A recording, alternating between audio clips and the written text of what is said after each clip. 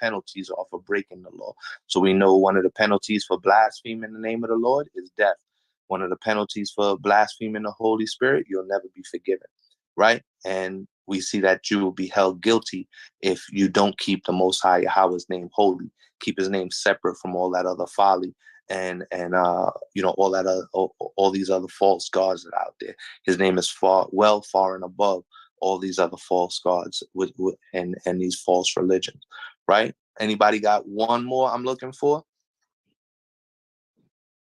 Or if anybody has any more, you welcome to bring it out. If not, Joshua, go ahead. I know I know it, but I don't know exactly where it is. But it's where Yahweh said not to swear, not that we wouldn't swear, but to let our conversation be yay and nay. Let your yes be yes and your no be no, right? Yes. Shemaiah also brought out two more precepts. One in Psalms 139, 20 and 21. And Joshua, before we jump there, get Leviticus 22 and verse 32, right? That's where we're going to find it in the law. And then we're going to jump to the two precepts that Shemaiah just brought up. And we're going to get sis her precept on let your yes be yes.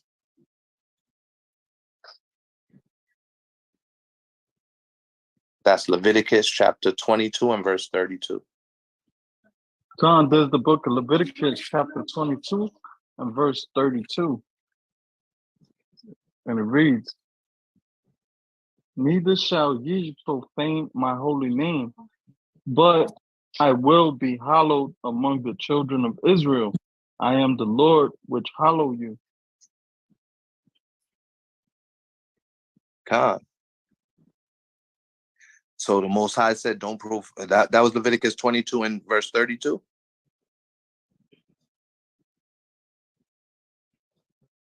God. The Most High said, don't basically take his name and speak lies. Don't put his name in the midst of your lies and your madness. And that's what these people do when they create their own doctrines. You got to keep his name holy, and his name is going to be hallowed among the children of Israel, right? He's the Most High, and he's who sanctifies us and separates us. So the same way he separated us, we got to keep his name separate, right? And that's who brought us up out of the land of Egypt. You're going to see that said again and again throughout the scriptures until eventually the Most High said we would no longer speak that he brought us out of the land of Egypt, but that he brought us out of the land of the north, right? And Shemaiah put in Matthew 5, 33 through 37.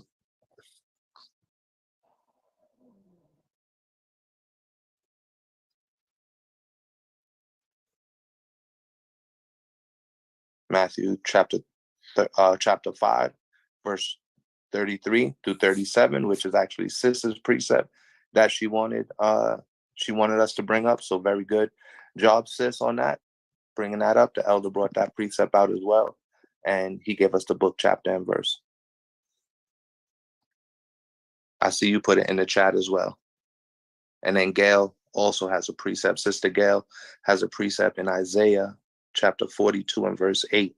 So we got a lot of precepts on keeping the Most High's name holy, keeping his name. And that's also a precept, and that is when Christ says hallowed is in Matthew chapter 6 and verse 9, right? So we see we got the Shema here on the first law, and then we see we got in the Lord's Prayer, Matthew. I was going to see if anybody was going to bring that out. When Yahweh taught the disciples how to pray in Matthew chapter 6 and verse 9, when he said, hallowed be thy name, right? So let's bring out Matthew 5, start at verse 33. That's a precept Shemaiah and Tafala brought out. This is the book of Matthew chapter 5 and verse 33. Again, ye have heard that it have been said by them of old time, thou shalt not forswear thyself, but shalt perform unto the Lord thine oaths. But I say unto you, swear not at all, neither by heaven, for it is God's throne, nor by the earth, for it is his footstool, neither by Jerusalem, for it is the city of the great king. Neither shalt thou swear by thy head, because thou canst not make one hair white or black, but Salakia. let your con. So what people would do, and people still do that to this day. You hear people, yo, I put that on my mama. I put that. That's what I put that on my mama, cuz. And you hear people say, you hear that's the same thing as swearing, right? That's the same thing as and you don't want to invoke the Yahweh's name. You don't want to invoke the Lord's name in these things, because that's considered blasphemy, and that's a breaking of the law, and not hallowing the Lord's name and keeping His name separate from all that folly talk. Right. And so when mama, or yo, I swear that, and they go into all these different mindsets and different rants and raves. That was what people would do. Even in Yahweh's time, people was doing the same thing. They probably just had another way of saying it. Right. But it's the same principle that applies, that people were swearing, and they were swearing at this point. They were swearing by other other like people was swear to these other false gods, false religions, and so on and so forth. And in doing so, what they would do is they would invoke, in certain cases, they would invoke witchcraft, and saying the names of false gods and all of this type of stuff. That's a way where you're not hallowing God's name. Keep His name. God, the Most High don't even want His name involved in all that. And Yahweh Shai explained it beautifully. They said none of y'all could change the hair color on your head. Right? You can't make your hair go from black to white. So He's saying don't even swear at all. Right? And then He goes into the part here. Or read that next verse for us, Bobby Kashaw. Here's verse 37. But let your communication be yea, yea, nay, nay, for whatsoever is more than these cometh of evil. So anything that's coming outside of that is evil. Let your yes be yes and your no be no. Right? Don't invoke them. Keep Yahweh's name, keep Yahweh's name out of that. And let your yes be yes and let your no be no. Right? Very plain on tables, where Yahweh Shai was breaking it down to the Israelites on why they shouldn't be out there swearing and invoking the Most High's name in there. Right? And of course, and people still say, I swear to God, yo, I saw it. And that's not what the Most High wishes and requires of Israel. Right? We got more precepts coming out on this. And let's see, we got 3 more. Isaiah 42 and 8, right? Deuteronomy 6 and 13. Bring it out, King. What you got for us? Colossians 2 and 8. Colossians 2 and 8, and Leviticus 18 and 21. Now, we ain't going to get, that's about 5 more precepts. We ain't going to get all those precepts, but if you are taking notes, we have started off with Exodus 20 and 7, and we got about 7 or 8 more precepts. And that's the beautiful thing of the iron sharpens iron class, because everybody's mind should be working, everybody's brain should be turning to show the Most High, right? It says, study to show yourself approved before God and before man, that you know the law, that this law is written on the tablet of your hearts. So the first part of writing it on the tablet of your hearts is to practice the law, to meditate the law, to apply the law to your everyday life. So we shouldn't be out there swearing, like the heathen do. We shouldn't be out there swearing to God, putting it on our mama. We shouldn't be blaspheming and lying against the name of the Lord. And we shouldn't be even entertaining that there's any other God higher than our God. We serve the Most High God. We are the chosen of the Most High God. And we should know that our Yahweh, our power exists, right? So those are the 4 laws that we went through so far. If you do have a precept, put it into the chat. Or if somebody can just be the scribe for tonight's lesson and put the precepts into the chat. We had Colossians 28. Alma put her precepts in there. Thank you, sis. I appreciate that. And we're going to move on to the next question just for the sake of time. Right? Let's see.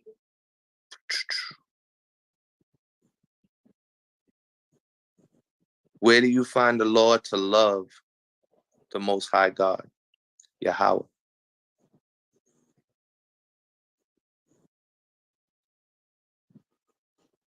Where will we find the law to love the Most High God, Yahweh? And where is it retaught by Christ? By Yahweh Shai Mashiach.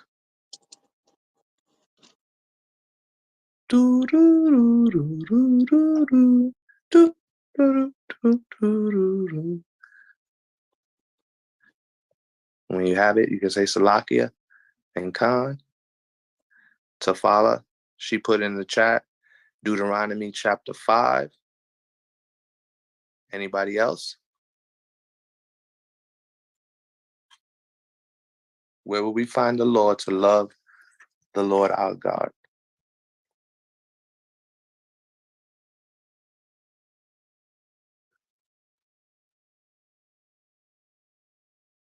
Salakia. Bring it out, King. Deuteronomy 19 and 9. Deuteronomy 19 and 9. All right, let's get that for him, Josh. Deuteronomy chapter 19 and verse 9. And when everybody has it, please say Khan.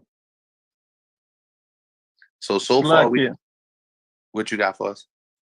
I got a scripture after him. Go ahead, bro. I got, after Deuteronomy 19 and 9, I got Deuteronomy 6 and verse 5. Khan, ding, ding, ding. That's the one I was looking for right there. Joshua you got the right answer right there, Joshua. That's it. Deuteronomy 6 and 5. But those, and Sister Gail got the other answer that I was looking for in Matthew 22. So we're going to start off with Deuteronomy 19 and verse 9 for Brother Jeremiah.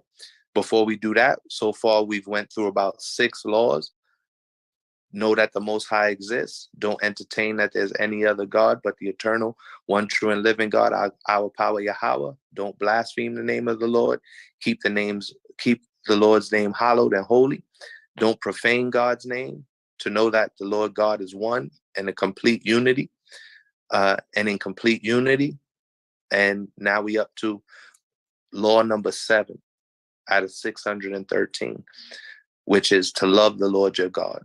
And Yahweh Shai taught that this is actually one of the most important laws, the first most important law out of all 613. So let's get Deuteronomy chapter 19 and verse 9. Good answer, Brother Jeremiah. And I see some more coming in the chat. There's Deuteronomy chapter 19, verse 9. If thou shalt keep all these commandments to do them, which I command thee this day, to love the Lord thy God, and to walk ever in his ways, then shalt thou add 3 cities more for thee beside these 3. Khan. So the Most High said, he's telling the children of Israel that if you keep his laws, statutes, and commandments, he's going to be a blessing to you. He's going to add more. He was adding more cities onto the children of Israel that they would be able to be promised, and that they would be able to go in and live in and thrive in. Right. So when you love the Most High, the Lord your God, of course, we know if you love him, you would keep his commandments. Right. So that's also another one that we was going to be looking for, which is found in the book of John. Right. So let's get your precept, Joshua, what you brought out, Deuteronomy chapter 6 and verse 5. And this is where Yahweh Shai, when he taught and was asked the question, what are the most 2 important commandments? He was actually quote Deuteronomy chapter 6 and verse 5, which is another cut to Christians when Christians and other people that are there try to say that Yahweh Shai didn't teach the law. No, he taught the law, and he taught directly out of the law. Right. So we see that here in Deuteronomy chapter 6 and verse 5. This is what Yahweh Shai was quoting when he answered the question, what are the most 2 important laws? Bring it out for him, King. This is Deuteronomy chapter 6 and verse 5. And thou shalt love the Lord thy God with all thine heart, and with all thy soul, and with all thy might. Khan. So to love the Lord your God with all your soul, with all your heart, and with all your might, we're going to jump over to the book of John, chapter 14 and verse 15, which Sister Amar put in there in the chat for everybody that's looking for the precepts. The precepts are going on in the chat. So you're welcome to go in and write them down for your notes and for your study, as well as so that you can teach them to others, right? This is a good way that we can start to learn the laws by finding what precepts each other knows, and by taking down the precepts. Your brother or your sister might have a precept that you didn't have, such as Jeremiah brought out a beautiful precept, Deuteronomy 19:9, and I didn't have that, nor did I have Romans 13:8 through 10.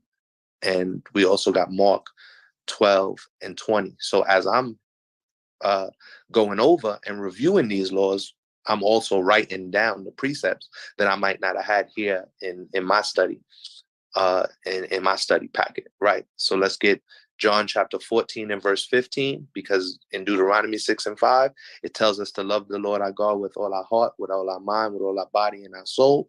And we know that Yahushua reiterated that teaching in Matthew chapter 22. That's verse 35 through 40. You find it directly in verse 37 that I had written down.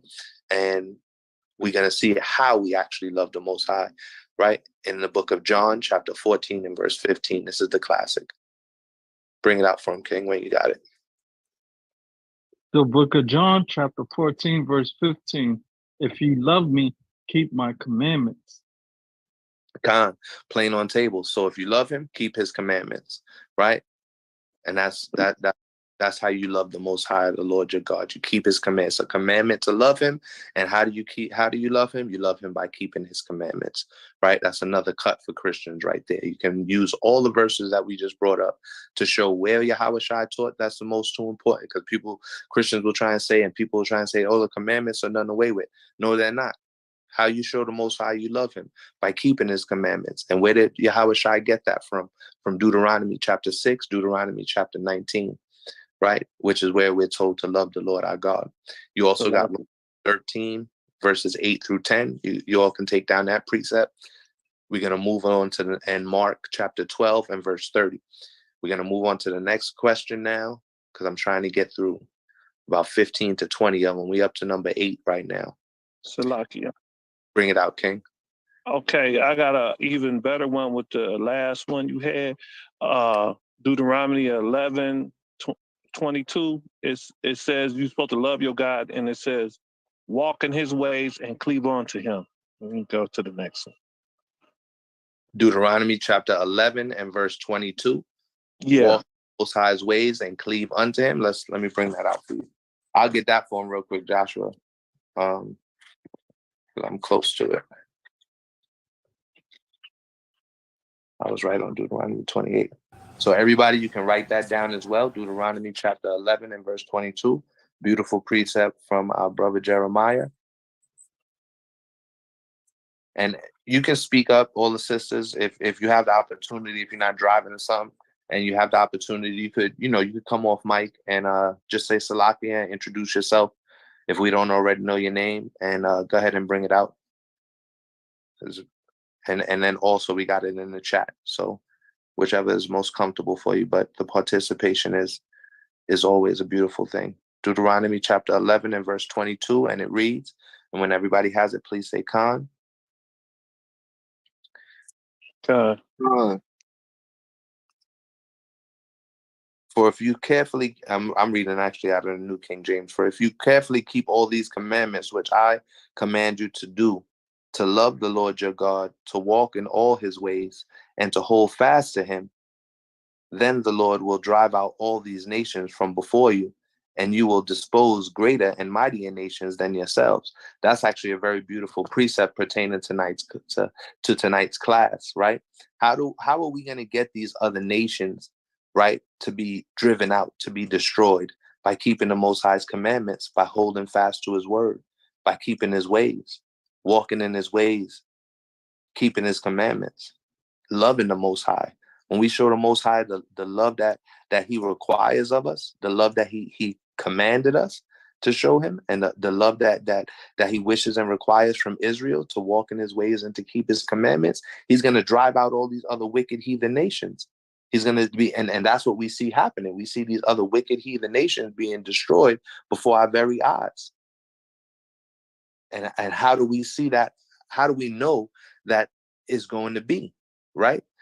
That's why earlier we read the Most High said, right? If we keep his commandments, that's how we show we love him with all our heart and with all our soul. If we keep his commandments, that's how we love him. So now we know when we begin to love the Most High, he's going to begin to drive out all these nations. And that's how we know what we're doing as Israelites has the Most High going to work for us. He's destroying these nations. America's being destroyed before your very eyes. It's a reason why. Because we're beginning to love the Most High again. Because Israel's beginning to show love to the Most High through keeping his commandments and following after his ways. Right? So as long as we continue to keep the Most High's laws, that's why we shouldn't let anybody deter us or shouldn't let anybody scare us away or make us feel bad that, oh, you guys keep the law. You know, Christian apologists and these wicked heathens will come in and try and blaspheme against the Lord by saying you don't have to keep his commandments. By saying you don't have to keep the Most High's commandments, that's blasphemy. That's going against the commandments right there. That's a lie. Because the Most High said and commanded that in order to love the Most High, we must keep his commandments. That's a commandment. So it's a bold-faced lie that these other heathen nations is telling. It's a bold-faced lie that the Christian churches is telling. Those slave religions, being a Baptist and a Mormon and a Protestant and a Lutheran, a Episcopalian, and they got all these 4,000 or 5,000 denominations, about 4,000 to 5,000 denominations in the Christian church. And they all speaking lies. They all speaking blasphemies. They all not keeping the Most High's name hallowed and holy.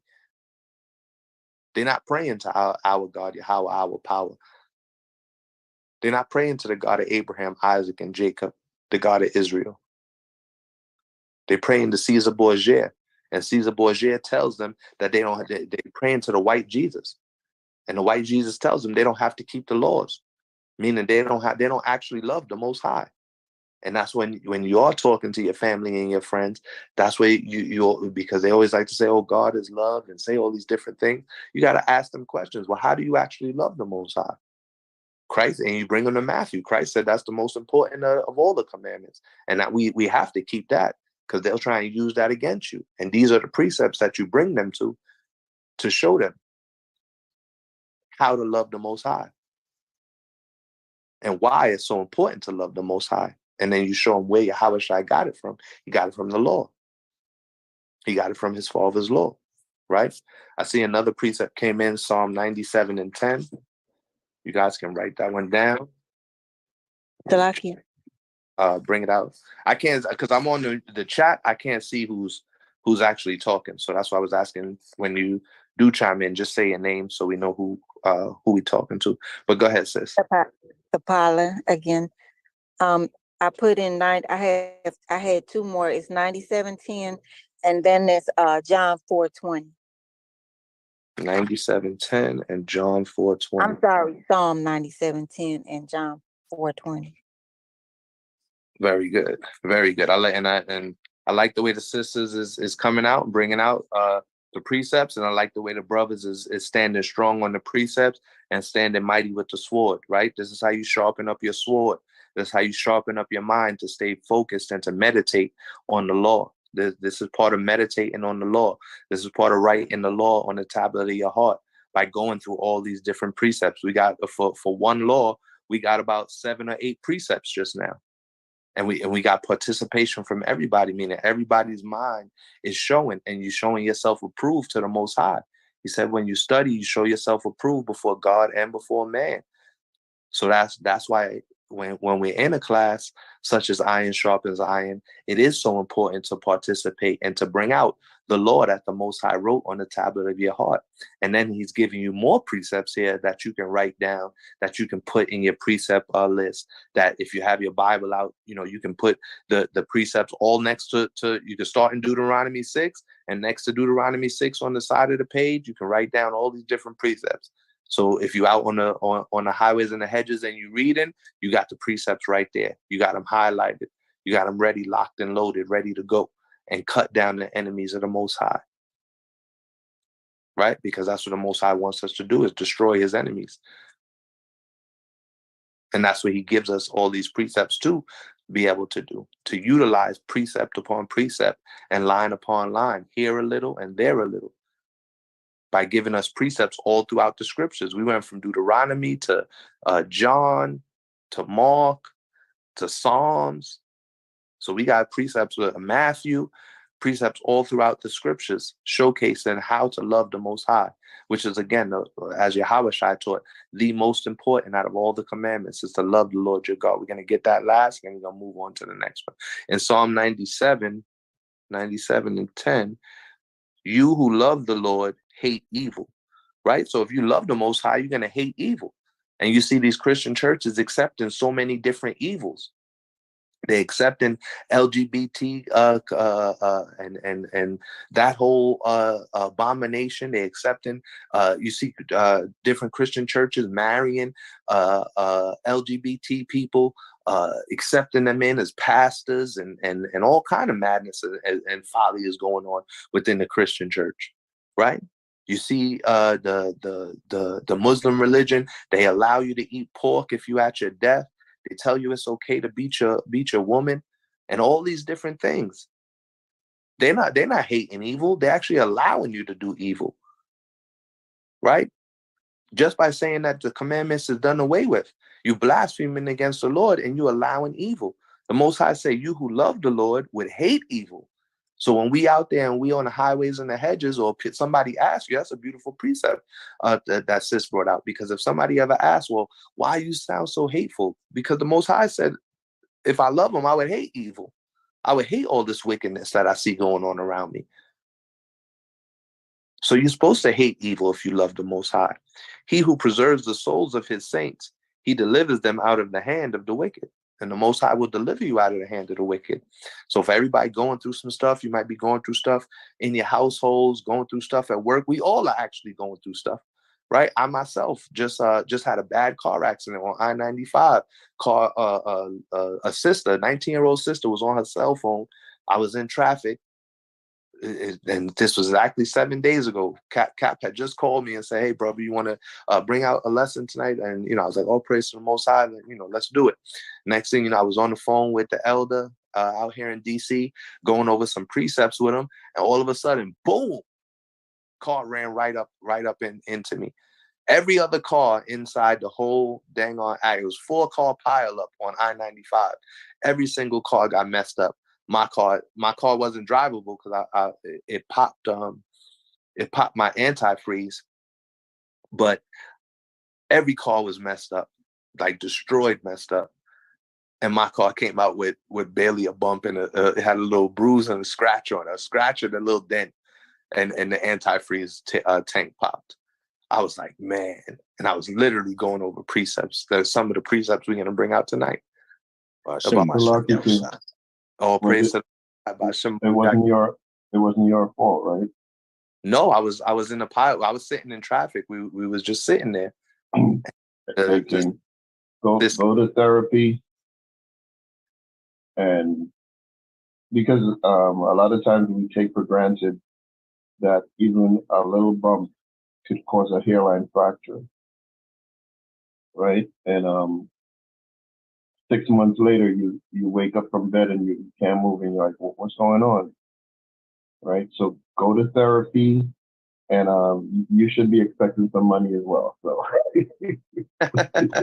well, all praise to the Most High, man. I'm glad everybody was all right. But that's the same, the same advice that I got from the elder down here in D.C.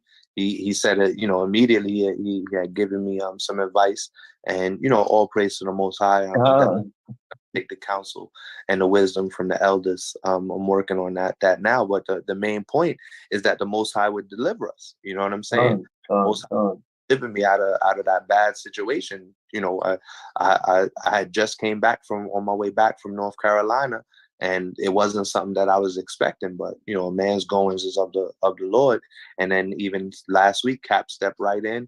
And the class was brought out beautifully on Tuesday and Thursday of last week, and unfortunately, I wasn't able to at that point in time teach the lesson. But the Most High brought me back a week later to be able to share some scriptures and share the law with my brothers and sisters. So, it's all praise to the Most High, and thank the Most High for his protection, because I could have got crushed. I was literally in the middle of the cars, and the lady, the sister, she was doing like 70, 75 miles per hour on her cell phone, and we was at a dead stop. Like, my car was just stopped. She just slammed, boom, right into the back of one car. That car slammed into me, and then I slammed into another car in front of me. And every car got damaged, but my car got a little bump. Looked like I got into a minor. It was a domino. Yeah, domino effect. It was a domino effect, man. So, the main point is that all praise to the Most High, Yahweh Ba'Shem Yahweh. He brought me back, and gave me an opportunity to be able to fellowship with my brothers and sisters on another Tuesday night class, and that he brought me home to my family, my wife and my daughter, and my other children, and that's just all praise to the Most High. At his angels encamped round about my car, and for whatever reason, he wanted me to not have to drive this whole week. And then today I was able to, all praise to the Most High, go ahead and get a rental, and didn't have to come out of pocket or anything. It's all, all being covered. So, now I went from driving a 07, now I got a 2023 a car sitting outside of same car as I had. So, it's just all praise to the Most High, man. You never know what's gonna happen in your day. So you don't want to take your days for granted. You know what I mean? Tomorrow is not promised to us, but I'm definitely going to take your advice on that, Elder, and going to be going to therapy. It's probably starting by the end of the week. All right, so now we got the laws here. Now we into law number 8 on the list that I have, because again, these are not in any particular order. Where will we find the law to fear the Most High and to fear Him reverently? Where will we find that law in the scriptures?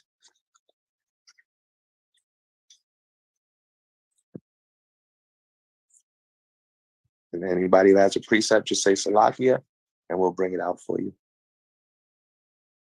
Fearing the Lord is a command. Salakia. Bring it out. Deuteronomy 6:13. Con. Amara got it right on top of the head. That's exactly what we got down. Anybody else have any other precepts? Joshua, we could get that for the sis. Deuteronomy chapter 6 and verse 13. This is the law to fear the Most High and to fear Him reverently. This is the book of Deuteronomy chapter 6 and verse 13. Thou shalt fear the Lord thy God and serve Him, and shalt swear by His name. So we're supposed to fear the Most High, right? And when it's saying swear by His name, is not talking about blaspheming His name, right? It's saying that if we make a vow or something like that, we're not supposed to sit there and make some sort of vow that we're not able to keep. Make some sort of vow that you just talking about regular everyday stuff, and you saying, I swear to God, I'm gonna do this, or in a violent way, because a lot of times when we get into arguments, Jake like, yo, I swear to God, I'm gonna do this, I swear to God, I'm gonna do that. So we're not supposed to swear by the Lord's name in that way, in shape or form, right? But we're supposed to make sure that we reverently fear Him.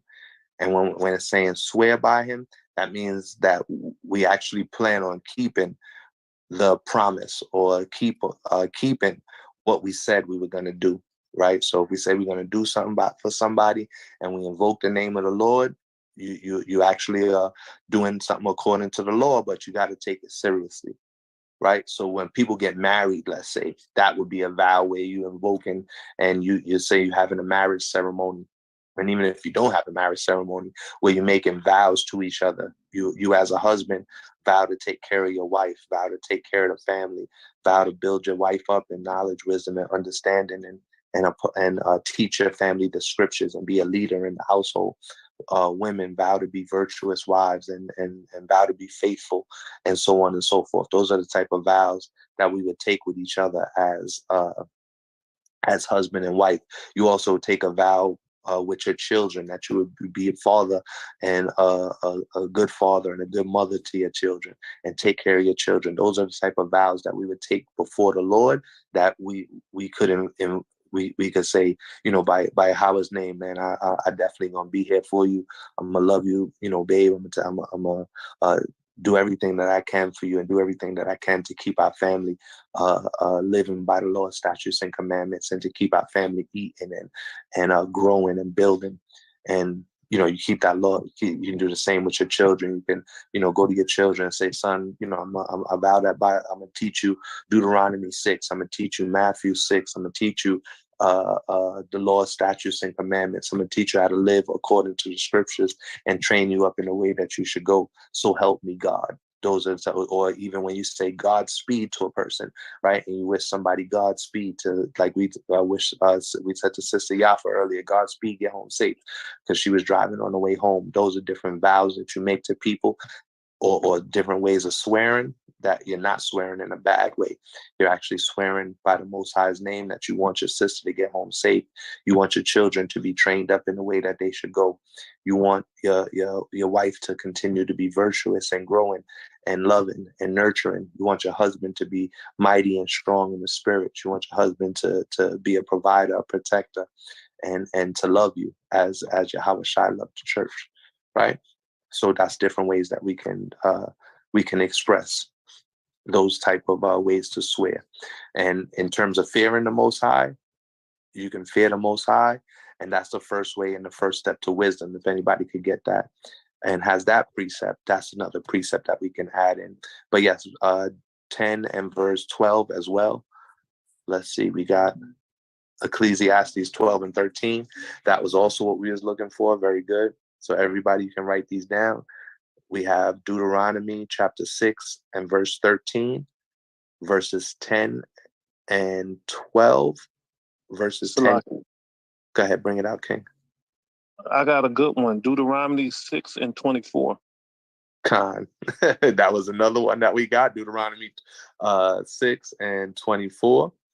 Very good. So we're going to bring out, since we was in Deuteronomy, you could bring out Deuteronomy 6 and 24 real quick, Brother Joshua Barbakashar, and then we'll get Ecclesiastes 12 and 13, because that's the classic right there. But to fear the Most High and to fear him reverently is a commandment. And we now know the precepts on those commandments. And again, that's taught in the new, the so-called New Testament, and I don't like to use old and new, is taught throughout the volume of the book. Remember, Yahweh Shai said, I came in the volume of the book.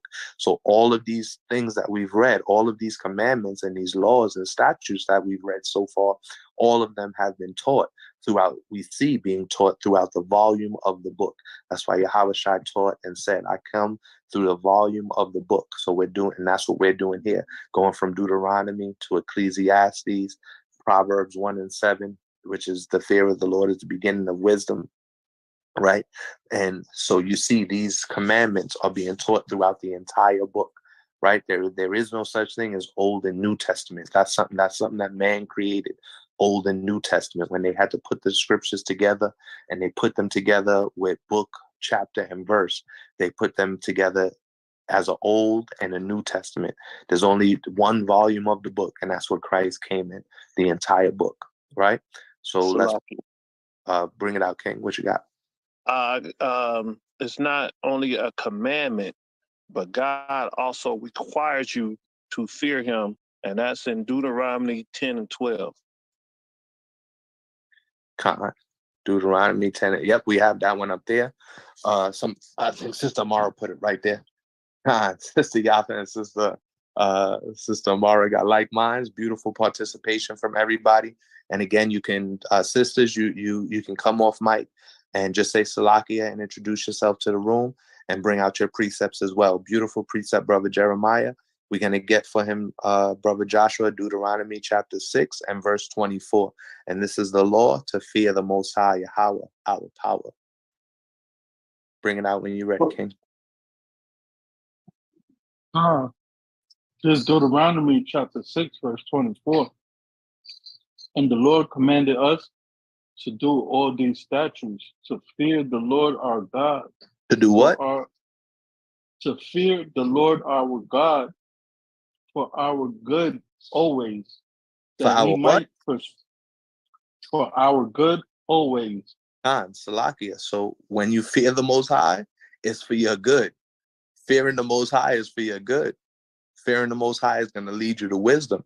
Fearing the Most High is the full duty of man, right? So, and this is also the same chapter in which we read in the law which we just finished reading in terms of loving the Most High, right? Loving the Most High is found in Deuteronomy 6:5. Fearing the Most High is found in Deuteronomy 6:24. Same book, same chapter, right? So the two tie hand in hand. That's the perfect balance that the Most High teaches us. He teaches us the perfect balance in the scriptures, and he teaches us the perfect balance between the volume of the book, right? So go ahead, finish reading that verse out. Reading on.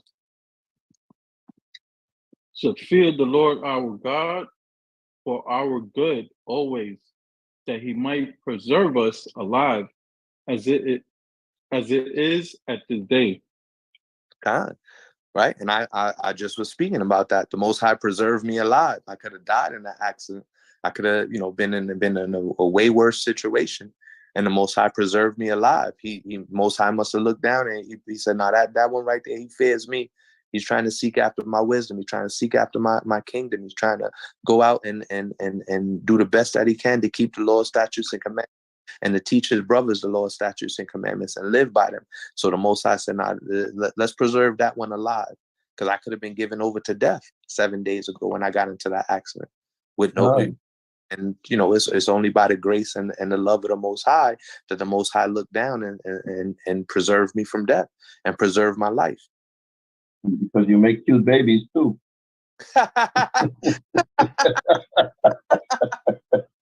Yeah, well, I can't even say you going off on that one. I'm in the spirit. You're in the spirit. The spirit. The Most High form and fashion them little picnic them in the womb, man. So yeah.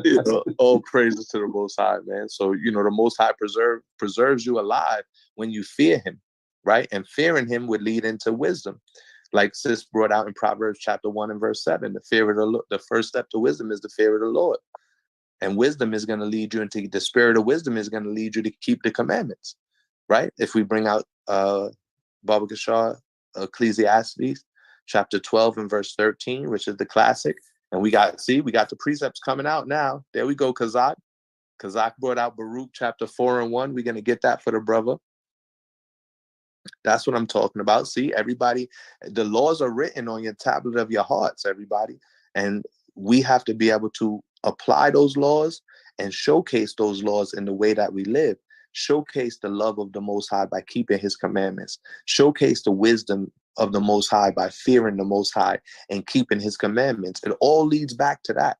So no matter what people try and sit there and tell you about the laws being done away with, about we preach a legalistic type of message. No, we teach, thus saith the Lord, thus saith the Holy Bible. No matter where you want to get it out of the Bible, no matter what a section of the Bible you want to try and go to, it's going to say this type, it's going to say this type, this message and this doctrine. You can't come with another doctrine other than keep the Most High's law, statutes, and commandments. Live by the Most High's law, statutes, and commandments. Apply the Most High's law, statutes, and commandments to your everyday life and everything that you do. And that's how you're going to walk in wisdom. That's how you're going to walk in love. That's how you're going to showcase to your brothers and to your sisters the right way to live. By living by the law, statutes, and commandments and being that example. Making your body a living sacrifice. Sacrificing going out and doing the things that you did in your former life with those former lusts that we used to have. That's how you sacrifice your body, going out and going to the feast days, going to camp, bringing out all the brothers to your house on a feast day and celebrating the feast day with your brothers and with your elders. That's how you become a living sacrifice to the Most High, right? Ecclesiastes chapter 12 and 13. We got a whole bunch of precepts here. So everybody, if you can check in the chat, we got Baruch 4 and 1. We're going to get into that. We got Luke 12 and 5. Job Salaki. 1. Go ahead, King. I got this is the best one I found, that everybody on the earth should fear God. And that's Joshua 4:24. Joshua 4:24. All You want praise. me to No, read it? we're going to get it in order. I'm going to bring that one out for you. Okay. We're going to bring that one out. Let's get Ecclesiastes chapter 12 and verse 13. And when everybody has it, please say Khan. Okay. And this is the classic. So this is, you might always see camp and different lessons. And a lot of times, the lesson may end on this verse. This is brought out a lot of time at camp because this is the classic verse, right? And this is a verse that makes it plain on tables. So again, when you're teaching your children, when you're teaching your friends or your family, or you're trying to bring out the word on the highways and the hedges, here go the precepts that you need to be able to teach the law to others, right? We already went through 8 laws in the 613.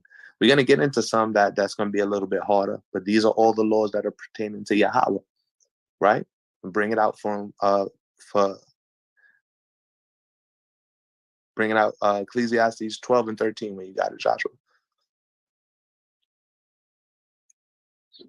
Khan. This book of Ecclesiastes, chapter 12, verse 13. Let us hear the conclusion of the whole matter. Fear God and keep his commandments, for this is the whole duty of man. Khan, this is the whole duty of man. That's plain on tables. That's why, when you summon up your message, when you summon up your teaching, that's the classic that we all go to. Because this is the whole duty of man, to fear the Most High and to keep his commandments, right? So we're going to get Joshua. I'll bring that out because I'm already there. Joshua chapter 4 and verse 24. And then Joshua, you could get Baruch chapter 4 and verse 1. And I'll bring out 4 and 24. It's the book of Joshua chapter 4 and verse 24. And when everybody has it, please say Khan. Khan. Khan. Book of Joshua chapter 4 and verse 24. That all the peoples of the earth may know the hand of the Lord, that it is mighty, and that you may fear the Lord your God forever. See, it says we're going to fear the Most High forever, and all the peoples of the earth is going to fear the Most High forever, right? So there's no way that the law could be done away with. There's no way the law could be done away with when you bring out that verse right there. Very, very, very good precept, Brother Jeremiah. That was very good thinking. You was right. You got one right there. That's a trump card that you could pull out right there, right? If anybody plays spades, they know what the trump card is. That's a trump card. That's the wild joker right there that you could pull out on anybody that tries to say that the law is done away with. No, it's actually written in the law that you would fear the Most High, the Lord your God, and keep his commandments. And then that's a good follow-up to that verse, that all the people of the earth would know and fear the Lord, and they would fear the Lord forever, right? They're going to fear Yahweh forever. And Yahweh is going to utilize the Israelites to enact that fear when the kingdom comes. We're going to be putting fear in these other nations. So we got to understand the fear of the Most High for us is the first step to wisdom. It's our full duty to fear the Most High and to love the Most High by keeping his commandments. Because that's how we love him, is by keeping his commandments. So very, very good so far. We're going to get Baruch chapter 4 and verse 1. Bring it out when you got it, Baba Kishar.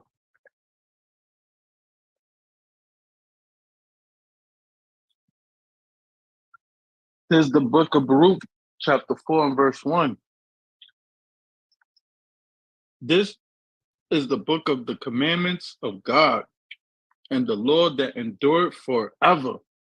All they that keep it shall come to life, but such as leave it shall die. Khan. So if you leave the law, you're going to die. But when you come to the law, you're going to live. So we got to praise the Most High that he brought us back to his laws, statutes, and commandments. We was walking around in darkness. We was walking around in death, with the spirit of death chasing behind us. Spirit of death is chasing behind the people that eat the wrong foods. They eating pork, they eating shrimp, they eating crab, they eating oysters, they eating dang on spiders and all kind of crazy stuff. They got a human meat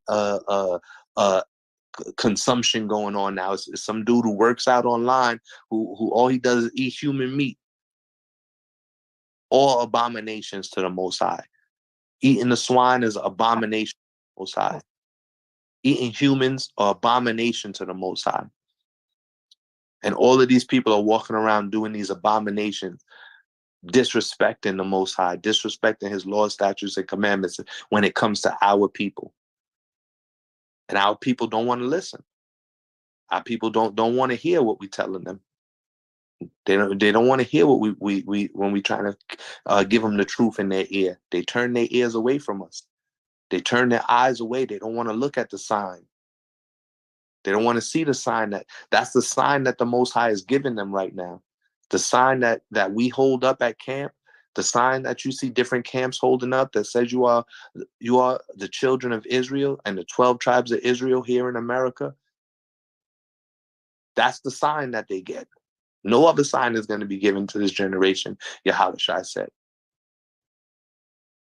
So and it's a wicked generation that seeks after a sign. We because the Most High brought us back to his laws, statutes, and commandments, we able to see prophecy happening. We're not seeking after a sign. It's not like we go out and, oh, well, this got to happen, and then I know the Most High's word is true. That's not how we approach it. That's not how Israelites, and especially the house of Israel, that's not what we taught from our elders. Because we keep the laws, statutes, and commandments, the Most High has opened our eyes up to recognize the prophecy that he's bringing forth to happen every day. And then we're taught those prophecies by our elders. We're taught those prophecies on the Tuesday and the Wednesday, the Thursday, and the Shabbat classes. And then we go out and we see those prophecies happening right before our very eyes. Why? Because we're keeping the laws, statutes, and commandments. We've opened our ears to the book of life. These commandments are life. This is the book of life that we're reading out of when you read out of the commandments. The commandments are a lamp and the commandments are life. And to turn away from them is to accept death and destruction over your life. And that's why we see so many of our people walking around and it's like death is hanging over them. You see our people homeless out on the street. You see our sisters out on the street walking around in next to no clothing. That's death and destruction waiting to follow them. You see our brothers out there robbing and killing each other over the white man's money. That's death and destruction because they turned away from the commandments. And when you turn away from the commandments, you asking death to follow you around. And it's only by the Most High's grace that we still here. Because he could have took us out a long time ago in the wilderness. Actually suggested to Moses that he would take out Israel, but Moses pleaded for us in the wilderness. And Yahushua is pleading for us now that the Most High would let him come and save us and bring us out of this captivity. And that we would realize salvation and be saved from our enemies. Right? We got Proverbs 6:23, that the commandments are life. I'll bring that out. And then we're going to go to the next question. What we got? Proverbs. And so far, we went through about 8 different laws to know that the Most High exists, to not entertain any other gods and put no other gods before him, or entertain that there's any other God but Yahweh, not to blaspheme, to hallow the Lord's name, not to profane the Most High's name, to know that God, our Lord, Yahweh, is one, to love the Most High, Yahweh, and to fear the Most High, Yahweh, and to fear him reverently and keep his commandments, right? So we've been through about 8 laws so far. We're just going to go to 10 tonight because it's time is moving fast on us. But it's a very, very good class because we got a lot of people participating. You see a brother just joined. Welcome, brother, to the lesson. We're going through some laws.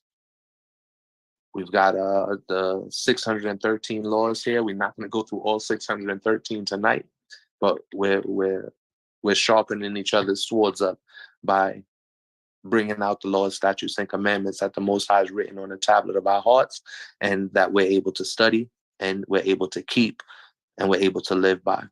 Right? So we got, where we at now? All right, I see Second Maccabees. So now y'all moving too fast for me. We got Proverbs 14.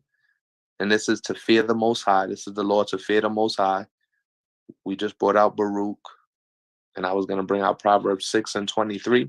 But we also got, as it's in the chat, Sister Yaf put Proverbs 14, 26 through 27. I'll get that, and I'll get Proverbs 6. And also Second Maccabees 6 and 30. So very good, brother. Jeremiah brought out Joshua chapter 4 and verse 24, which was one of the trump cards. Brother Choni, Deuteronomy chapter 10 and verse 20. Beautiful. That was one that was on the list that I had, Deuteronomy chapter 10 and verse 20. But Brother Choni hit that one on the top of the head. All praise to the Most High. And again, you are welcome to come off mic. For the brothers, you can come off mic and break the law down as well. And for the sisters, you can come off mic and give us the book, chapter, and verse that you have, and we will break it down together as a family and as a congregation. Deuteronomy chapter 6 and verse 23. I'll read that for Joshua. When everybody has it, please say Khan. Joshua, if you could get Proverbs chapter 14, verse 26 and 27 for Sister Yah. And when everybody has Proverbs chapter 6 and verse 23, please say Khan. Khan. For the commandment is a lamp, and the law a light. Reproofs of instruction are the way of life. Right? And we know that the Most High reproves and corrects those that he loves. He chastises those that he loves. So when we're out on the highways and the hedges and we're reproving and we're trying to correct our brothers and sisters and we chastising them, that's actually instruction in a way of life. When you do that with your children and you're reproving your children, you're chastising your children, we know that you're actually speaking life into them by teaching them the law, statutes, and commandments and teaching them the right way to go, right? It says that the commandment is a lamp and the law a light, right? So we know that the commandment is what's going to get you out of the darkness that you were stuck in. That's why it's called the lamp and the light, because it's going to get you out of that darkness, the darkness that you was in when you was going out to the club on Fridays and Saturday nights, not obeying the Sabbath. The law is to remember the Sabbath and keep it holy. So now instead of going out on Friday night and Saturday night, going out and partying, going out to the bar, just going out and spending money, doing your shopping, your grocery shopping on Friday night or Saturday morning, now we know the law. Remember the Sabbath day and keep it holy. So now we're out of that darkness, right? We understand the law to love the Most High. And instead of just saying, oh, I love you, Lord, I love you, praying, and I love you, Lord, I love you, Lord, I love you, God, I love you, right? Instead of now blaspheming and taking the Lord's name in vain, not keeping the Lord's name holy and separate, now we know in order to love the Most High Yahweh, we got to keep his commandments, right? And that's why the law is a lamp. The commandment law is a light. Who's that, brother? Choni King. Bring it out. Just like my brother saying, to let me back on what he's saying, being in the light, like the sister brought out in 6 and 13. Because if you're not in that light, you are in darkness. Can I get Isaiah 8 and 20, King? Baba Kasha. Come.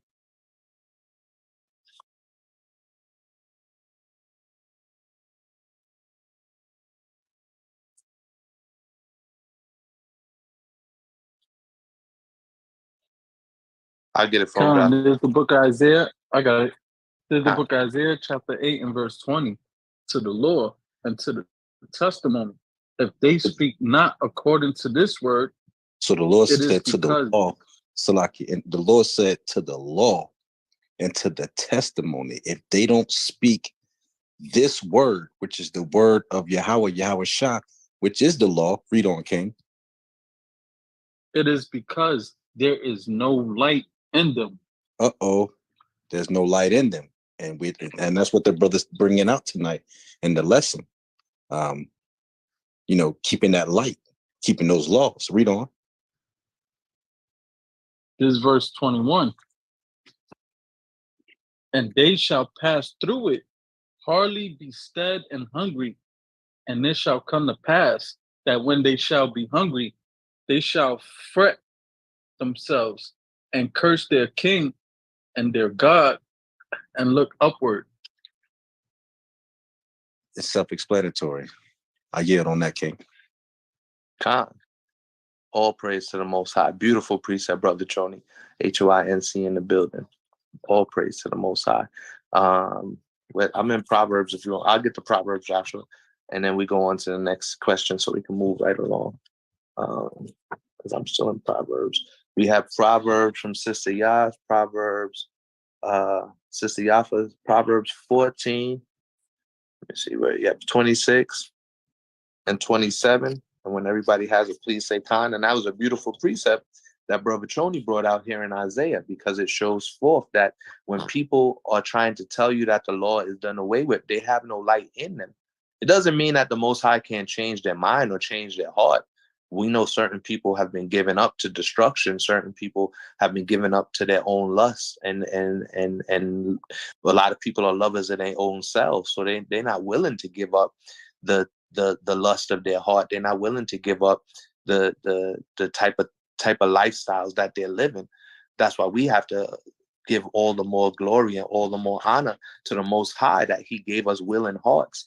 He put his will inside of us, and willed for us to give up those carnal minds, give up those carnal lusts, and give up the darkness that we was in, so that we could walk in His light. Right? And so that we could allow the light, the law, and the commandment to be a lamp and a light for us.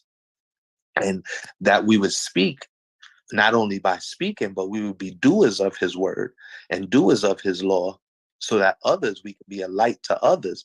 When it says in Matthew 5, let His light so shine, so that others would see the light shining and glorify our Heavenly Father. What that means is let other people see you doing the law. A lot of times it's not just about having lip service and talking. You got to actually walk it.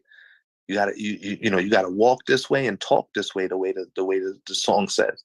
You got to actually live it. You got to be a doer of the word, so that when other people see, they will see, oh snap, your family members will see, Dad, I've been telling that kid his whole life not to smoke.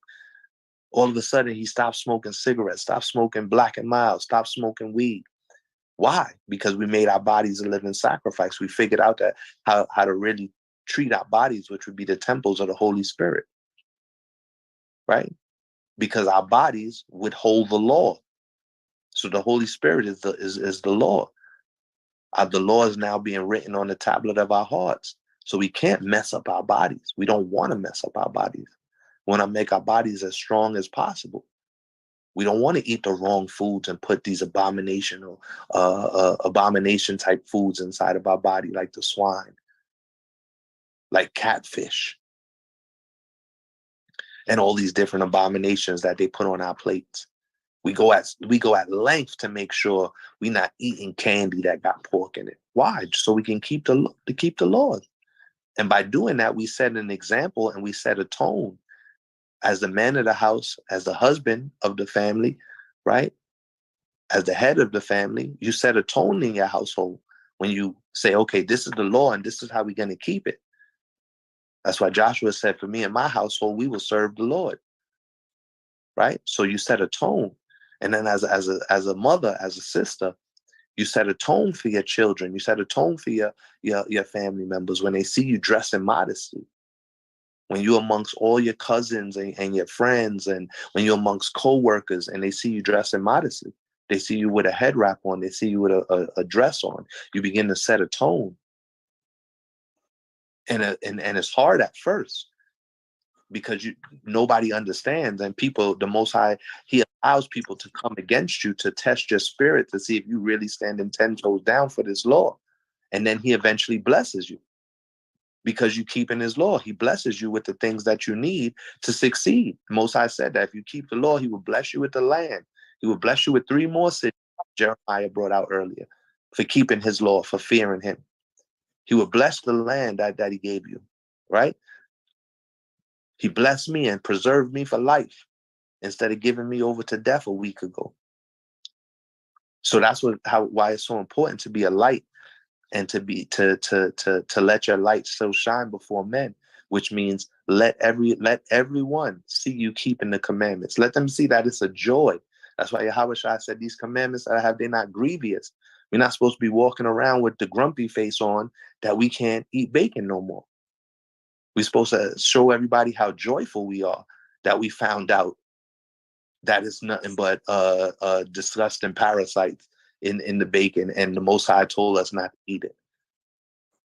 It's a joy that we don't go out on a Friday night, on a Saturday night, and spend our whole paycheck going to get drunk at the bar, or going to the lounge, the hookah lounge, and doing hookah smoke, or going to the club and dancing around, and we don't find joy in those things no more. We find joy in keeping the law. And when people see you doing that, they see the light in you. And they will eventually begin, the ones that the Most High called from the beginning, they will begin to gravitate towards keeping his laws, statutes, and commandments as well, because they saw you doing it. So that's why you got to let that light shine, right? 1 John 5:3, the law is not grievous, right? Beautiful precepts, sis.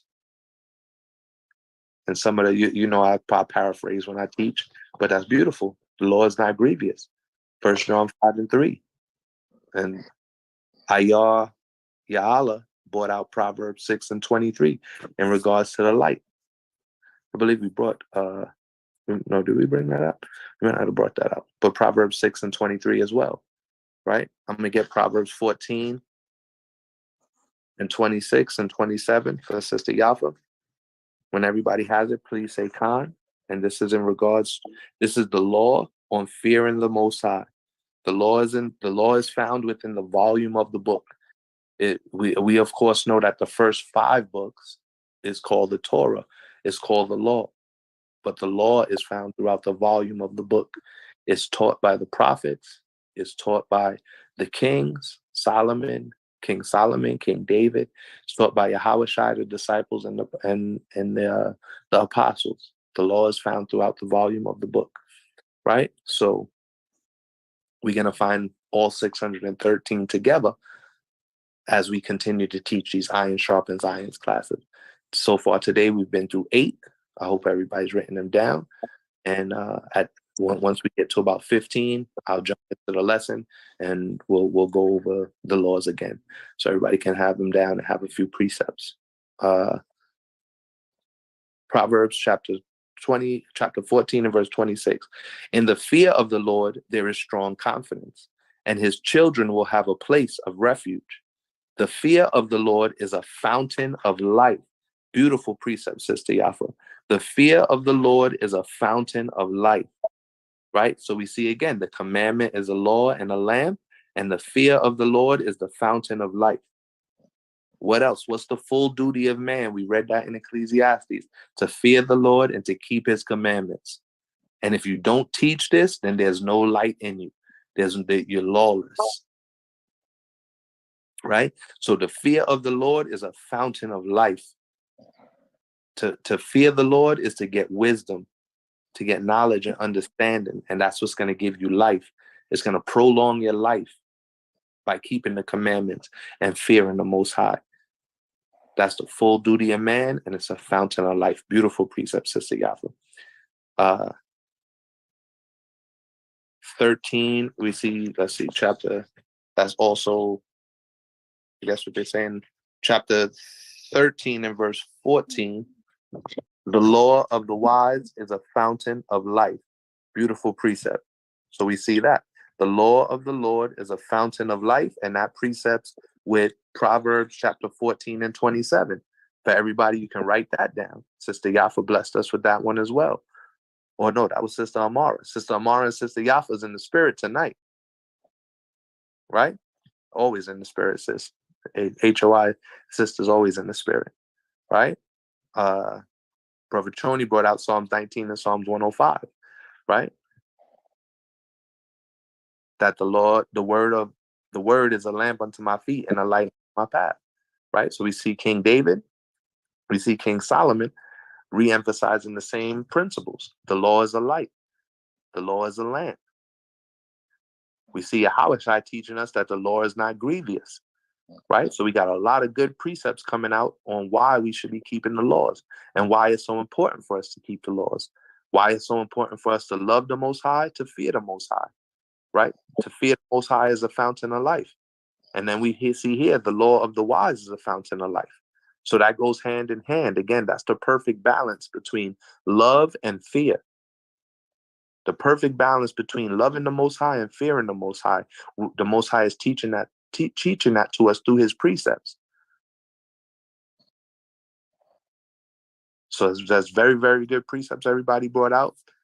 And definitely, Amara, way to connect the precepts in Proverbs chapter 13 and verse 14 with Proverbs chapter 14 and verse 27. Right? And for brother, who brought out Psalm 6 and 23, or excuse me, Proverbs 6 and 23, we'll bring that out and then we'll go on to the next one. Right? Proverbs 6 and verse 20. Oh no, we brought that. The commandment is a lamp and the law a light. Reproofs of instruction are the way of life. So those are three perfect precepts. You got your 2 or 3 witnesses right there. You got your 2 or 3 precepts right there. And you're able to be able to teach that to your family and to your friends, to your brothers and to your sisters, to your children. Husbands, you're able to teach that within your household with all the precepts that we brought out. And that's how you see HOI in the house of Israel has learned from our elders and will continue to learn from our elders, Elder Priest Sabak and Elder Torah and Chief Ephraim and Elder Shawapar, Elder Yakataz and Elder Kasadia and Elder Levi, all of the mighty elders, and our Captain Ariyah, Elder Shemaiah, all of our mighty leaders here in the house of Israel. They teach us the laws. Look at what our brothers and our sisters are doing here in a class. And it's not a lot of classes that you find that in which sisters have their own class on Sundays with Elder Macabre. The brothers every day have kosher breakfasts and shalom and chill. And then when we have our Tuesday and our Wednesday and our Thursday night classes in which we're allowed to participate. That's why it's also very important to participate. The house of Israel as a congregation, as a body, gives opportunity for us to learn and to grow together. Right? Because I'm sure some precepts on that we've come out with tonight that wasn't on everybody's list, because I didn't have all these precepts on my list. It's probably I'm sitting here writing them down as well. And that's the very important thing on an iron sharpens iron class. That's why we have these classes, so we could sharpen each other's swords up and be ready and prepared for the battle. It's a spiritual warfare that we're going through, right? And it's up to us to be able to write these precepts down, teach these precepts to our children, our wives, teach these precepts to our brothers and our sisters, and then go out and do the work. Go out and live these precepts. So, Khan, bring it out. Who's that speaking? Tevin. Shalom, brother Tevin. Go ahead and bring it out, King. I was just actually wondering, I know you said that this is like the Law 8 you brought out. Is there like because I only got here like when you started this one. I was wondering if you guys have like a YouTube video or whatever I could catch up. Yeah, I'm gonna go through we're gonna get to about 15. They're not in good question though, brother.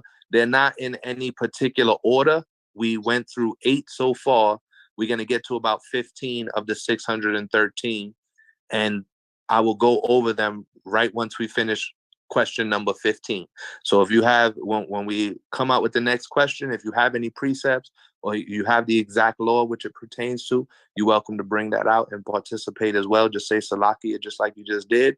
And we will get through the first 15 that we did tonight, I'm not going to relist all the precepts. So you got to go into the chat and kind of scroll back and forth, and you will get the precepts before the end of class.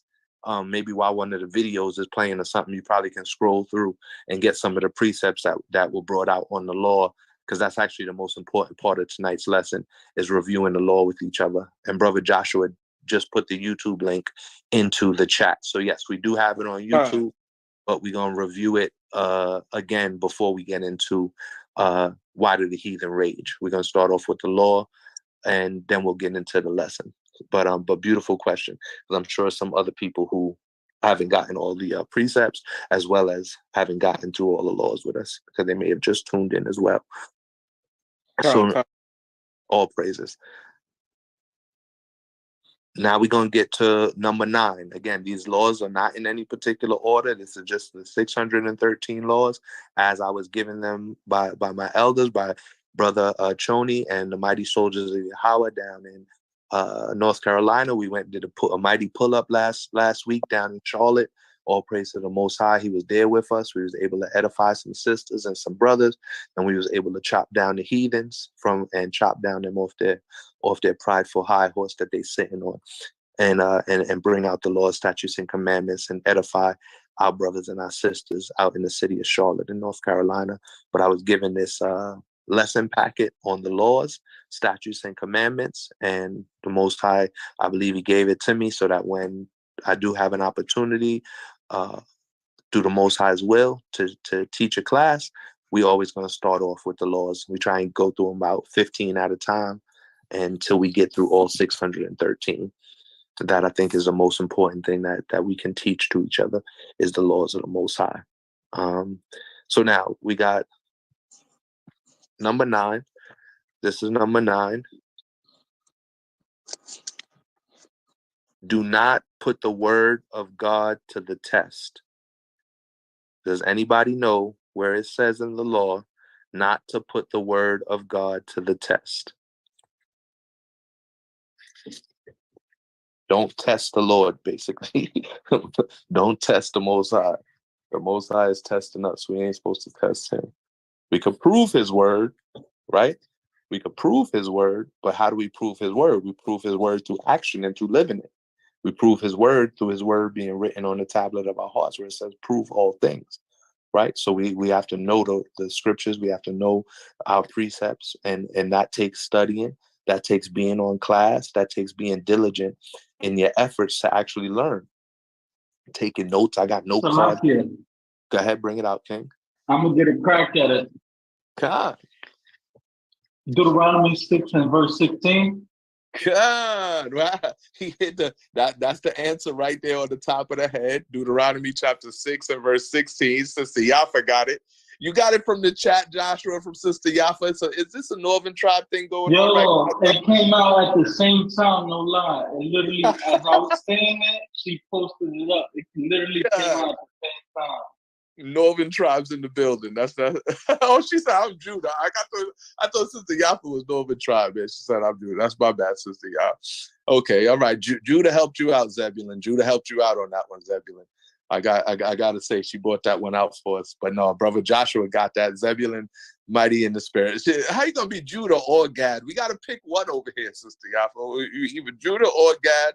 I'm going with the Northern Tribe.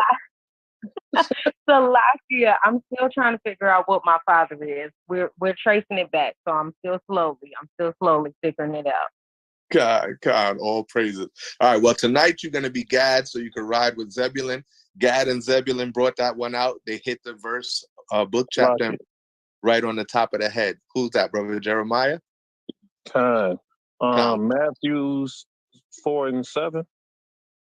Hold on, are y'all the Sister Gail and Brother Jeremiah? Y'all tag teaming over here? She got the same one. What's going on over here? I say we got Judah connecting, the Southern Kingdom coming up, the Northern Kingdom coming up with the right answers. All right, so we got Matthew 4 and 7. First, Baba Kashar, Brother Joshua, bring out your answer, which was Deuteronomy 6 and 16, and represent tribe of Zebulun and the tribe of Gad. Got that answer right there. Do not put the word of the Lord to the test. That is the law. And we're going to read it in Deuteronomy chapter 6 and verse 16. Deuteronomy chapter 6, verse 16. Ye shall not tempt the Lord your God as ye tempted him in Massa. God, do not tempt the Lord your God, Yahweh our power. Don't tempt him like you tempted him back in Massa, right? And that Most High is telling us. That means there was a point in time where we tempted the Most High. We put him to the test, right?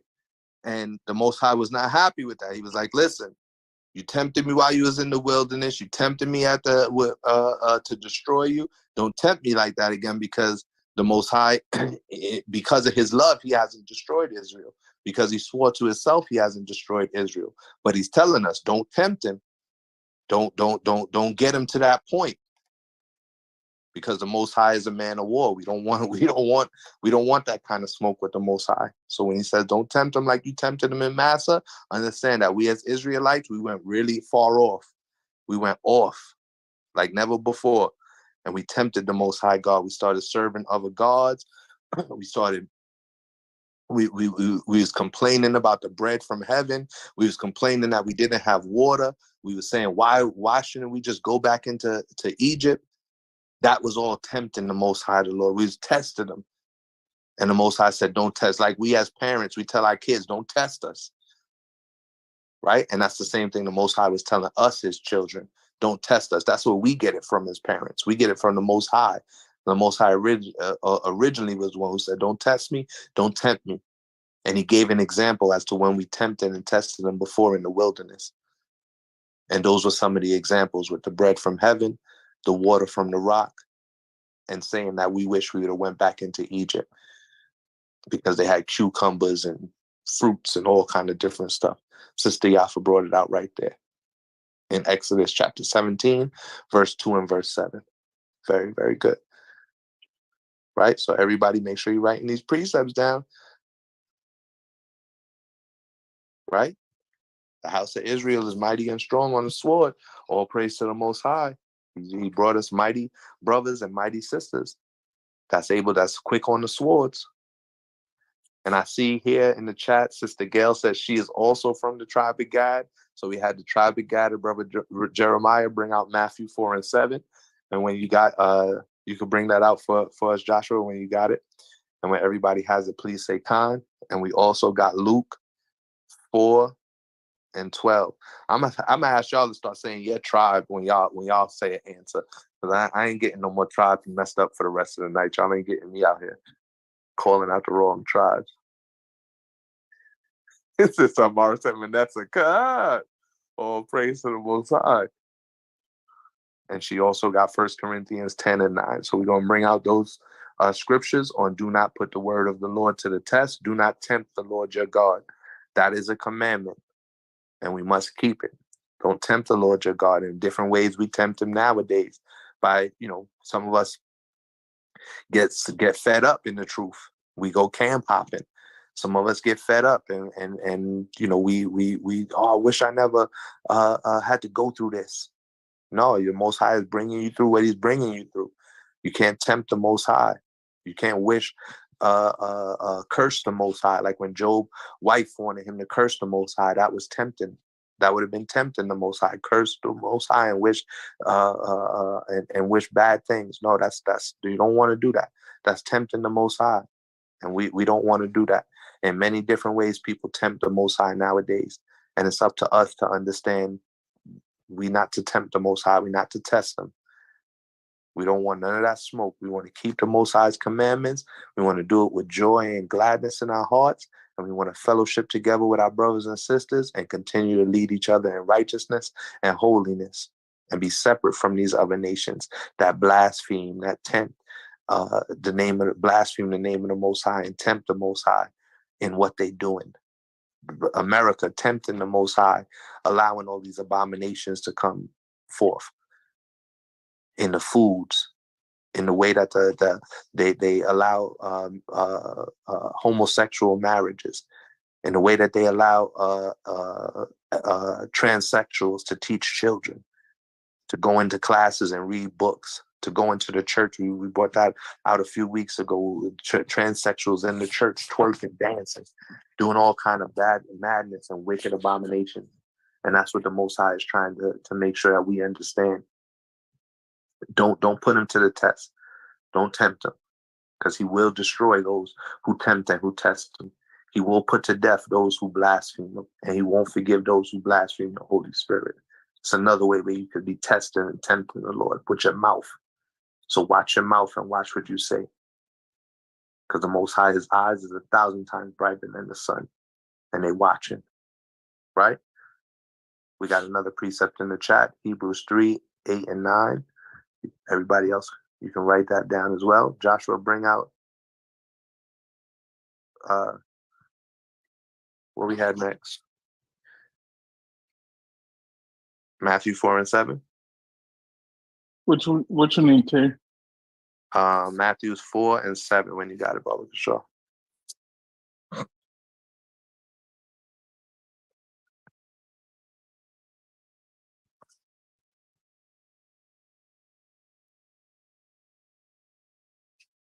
Tom. So like it, let me get it real quick. There's the book of Matthews, chapter 4, verse 7. When everybody have it, say come.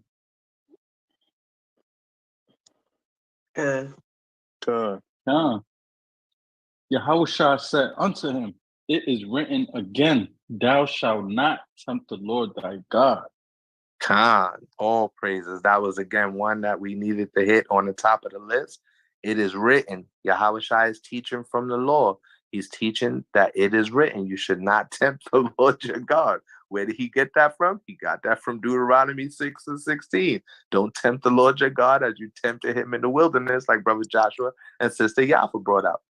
And then Brother Jeremiah and Sister Gail brought out the corresponding precepts in the volume of the book.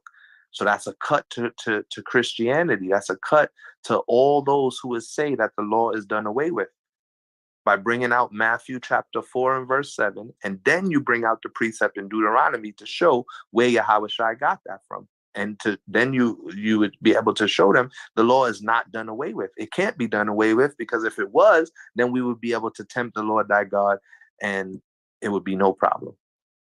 That's madness. There's no way that we could just go out and tempt the Lord our God, not his chosen people. These other nations are set for destruction because of the way they tempt the Most High, that he won't destroy them, that their kingdoms will last forever, that they can just go around and rape, rob, and murder and hurt and destroy his people. No. Most High is not going to stand for that. And how do we know that? Because we just read, when we keep the Most High's law, statutes, and commandments, he's going to come and defend his people. He's going to come and destroy these wicked nations. It's part of the law.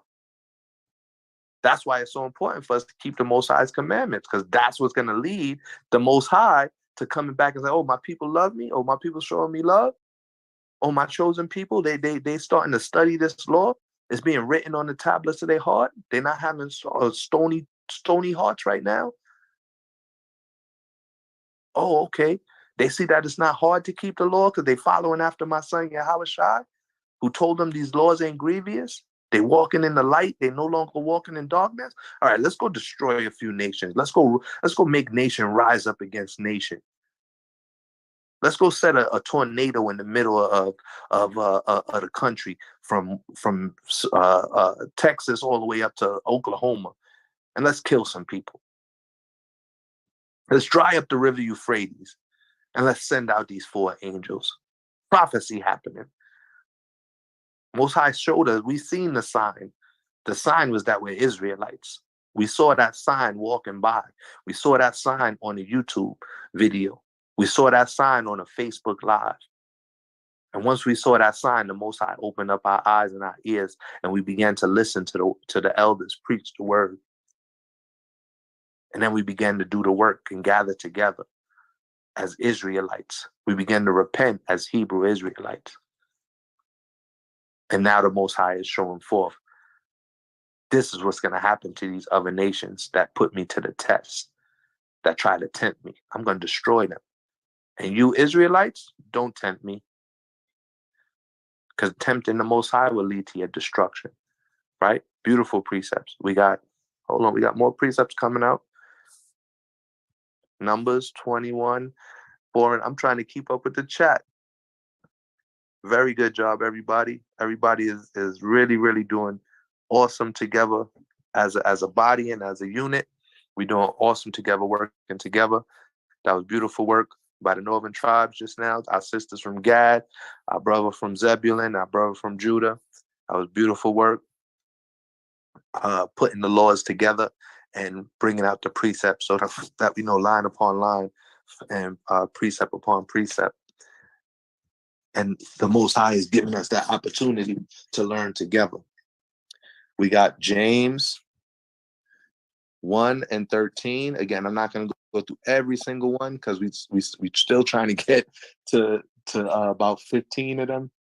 So I'm not going to go through every single one, but we are going to just repeat them. And all the precepts are being put in the chat. So that's a good precept right there, James 1 and 13. Let no man say when he is tempted, I am tempted of God. For God cannot be tempted with evil, neither tempteth he any man. So the Most High doesn't tempt us. The Most High puts us to the test, right? A man is drawn away from his own lusts and his own wicked and evil desires. So the Most High is not tempting you. When you're in a certain situation and, you want to get out that situation, it's not the Most High tempting you.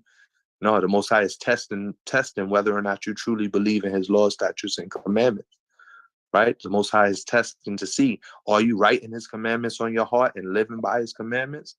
Or are you just all talk? Are you truly a doer of his word? Are you going to go out and do the work and gather together with your brothers and your sisters? Go out to the highways and the hedges and stand strong with your brothers and sisters? Or are you just all talk, right? So let no man say that when he's tempted of God. You're tempted by the own lust of your own heart to go and do wrong. And when you begin to say that you keep in the laws, statutes, and commandments, the Most High God is going to put you to the test to see if you're really willing to do his will and to live by his word and to walk in his light. For the Most High said the Most High can't be tempted with evil. You can't tempt the Most High with evil. Most High will just destroy. We just read the Most High is going to destroy the wicked and destroy the evil. We read that in Proverbs. The Most High hates evil. And if you love the Most High, you're going to hate evil. We just read that in Proverbs. So you see how everything is tying together? All the 9 that we went through, all tied together, all pertaining to how to love Yahweh, how to fear Yahweh, and how to live according to Yahweh's law, statutes, and commandments, right? That was Sister Gail that brought out James 1 and 13. Beautiful precepts.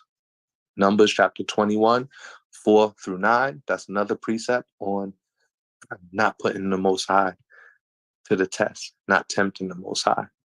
All praise to the Most High. And we got 1 Corinthians chapter 10 and verse 9, precepts with Numbers 21, 6 through 9.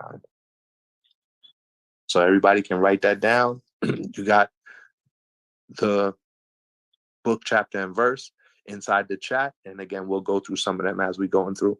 Sister Gail just put another precept, Isaiah 45 and 7. Sisters in HOI is quick on the sword. All praises to the Most High. Got some mighty fierce warrior sisters over here in HOI. They quick on the swords. All praises. All praise to the Most High. How about Shem Yawasap? Sisters is quick on the swords. Shem Mashiach Yawasap. So the Most High said in Isaiah 47, I'll read it directly for the chat.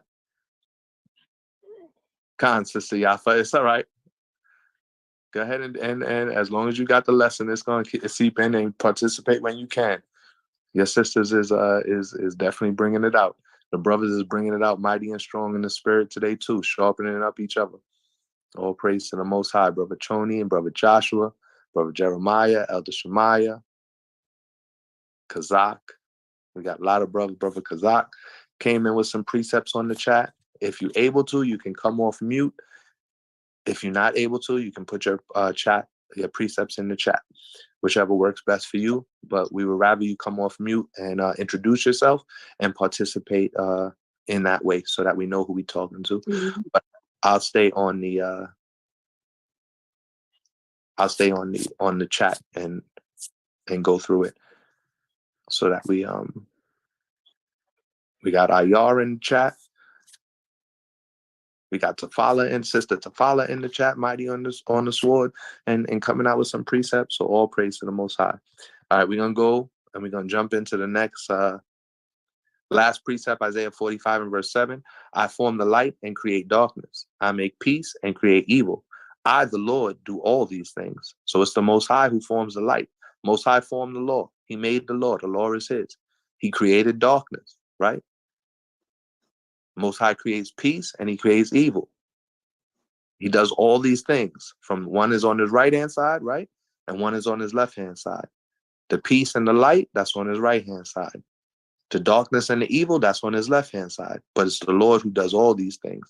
That's why he can't be tempted. The Most High can't be tempted from what he creates. And the Most High can't go against what he formed and what he created. He formed the light, so he can't go against it. He created darkness, but he didn't create darkness for us to walk in. He didn't create darkness for us to live in. Darkness and what's on his left-hand side, the evil, is made for the heathens. He formed that destruction for them before the foundations of the world. He knew that he would create us to walk in his light, to be holy and separate from those that are on his left-hand side, the darkness and the evil and the heathens, right? So that's a beautiful precept, Sister Gail. We can go to the next question for the sake of time. It is a Tuesday night class. I didn't even get into the lesson. This was the lesson tonight on the law.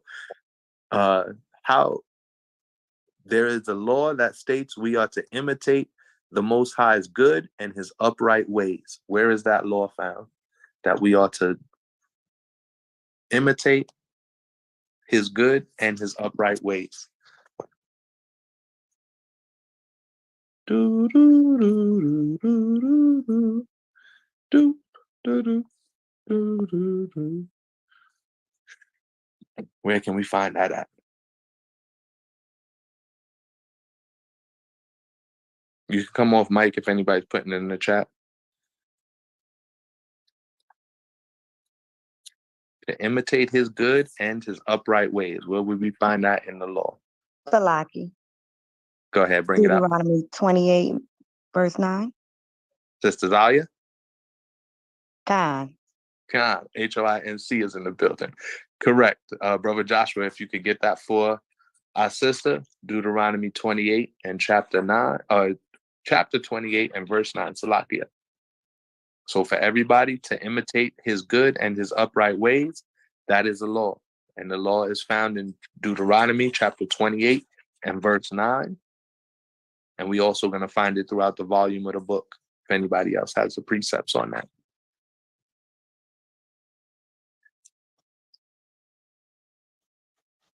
Salaki, Ephesians 5 and 1. Khan, who's that? Gail. Hey, Sister Gail, how you doing? Good. All praises to the Most High. Sister Gail got Ephesians chapter 5 and verse 1, so that we find it throughout the volume of the book. All praises to the Most High. And then I got one that nobody's come up with as of yet, but we'll see if anybody else can go ahead and bring that out as well. So let's go with Deuteronomy chapter 28 and verse 9. And when everybody has it, please say Khan.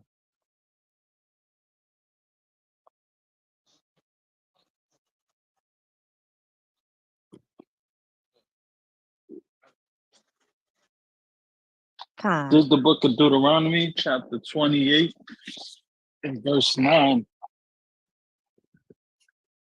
The Lord shall establish thee an holy people unto himself, as he has sworn unto thee, if thou shalt keep the commandments of the Lord thy God and walk in his ways. Khan.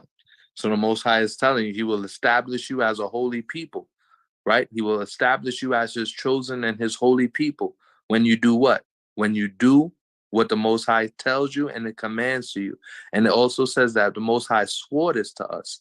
So the Most High swore this to us by his own self, by his own name, that if we keep his commandments and we walk in his ways, that he's going to establish us as a holy people. And that's why we're being established now. The Most High is literally establishing Israel now. We see it happening in the media. We see it happening when Amalek comes up and Amalek is in a rage and Amalek is throwing fits. That's why we see the people raging across the earth right now, because the children of Israel is now being established, and we're being established by keeping the laws, statutes, and commandments of the Most High. It all pertains to doing this, keeping faith in Yahawashi, meaning truly understanding and believing that Yahawashi is the Son of the living God, who came and told us and taught us once again that we are able to keep his commandments. That we can keep his commandments because they are not grievous. Right? So in Deuteronomy 28:9, we see that the Most High said he will establish us when we imitate his good and his upright ways. What are his good and his upright ways? By keeping the law. Sister Yafa brought out another beautiful precept. Sister Gail brought out another beautiful precept. Ya'ala brought up another precept in Hosea 14:9. Right? So we're going to get through all those precepts right now. Let me get them down. I didn't have Exodus, Corinthians, or Hosea, so I got to write them down. I see another one, 1 John 2:6. So we're going to get all of those, right? And everybody should be writing these down so that you can establish the law within your household. You can establish the law within your community, teaching your people how to live, teaching your people how to honor and love and fear the Most High.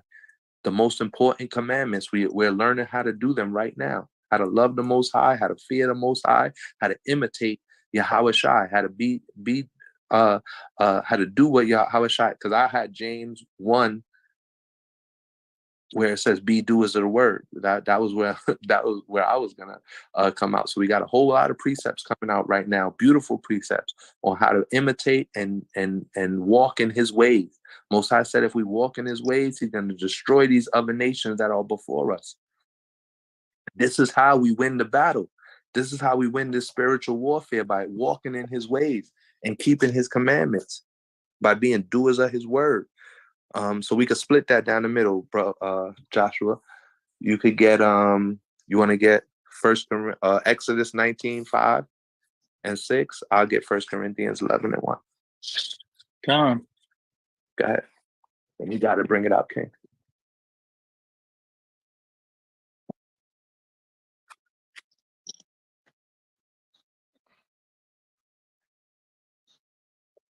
There's the book of Exodus, chapter 19 and verse 5. And it reads, now therefore, if ye will obey my voice indeed, and keep my covenant, then ye shall be a peculiar treasure unto me above all people, for all the earth is mine. Khan, this whole thing belongs to the Most High, man. Most High said all the earth is his. He creates the light, he creates the darkness. It all belongs to him. Light and darkness belongs to him. It's the same to him. This earth is his. It all belongs to him, and he gave us as his special portion. He gave us the promised land. When you read Joshua, it says, anywhere our foot treads, it would be ours if we keep the laws, statutes, and commandments. This whole earth was given unto us. And through faith in Yahawashi and keeping the commandments, we're going to take this earth back and give it back to the Most High. Right now, the wicked are in rule. The wicked are ruling the world right now, according to Job 9:24. The earth was given into the hand of the wicked because we stopped keeping his laws, statutes, and commandments. But did we stop being special to the Most High? No. That only re-emphasized to the Most High that we was his chosen people, the ones he would call hard-headed and stiff-necked. That re-emphasized to him that he loved us and chose us above all people on the face of the earth. He said that we would be unto him a kingdom of priests, a holy nation. And then that got reiterated in the volume of the book in 2 Peter, where he said, I make you a nation of kings and priests. And then in Revelation chapter 1, he would make us kings and priests unto his God. So again, this is another way to showcase to those who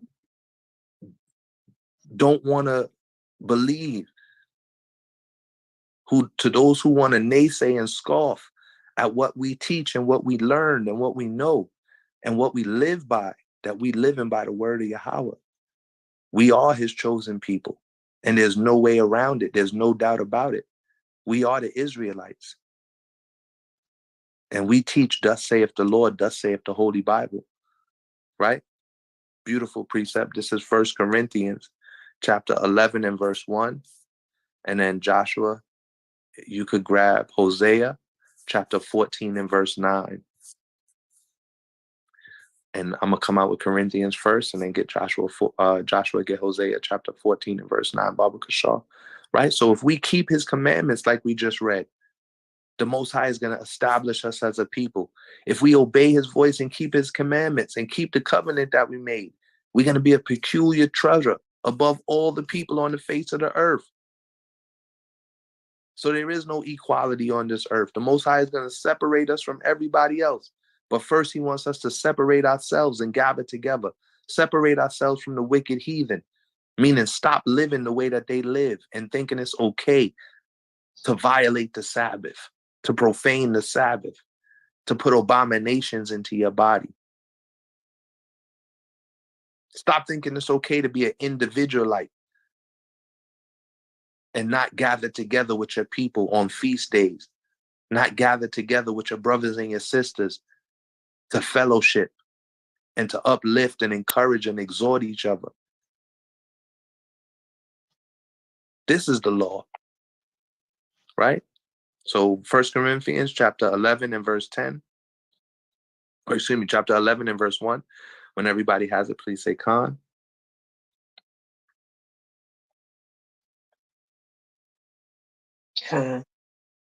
All praises.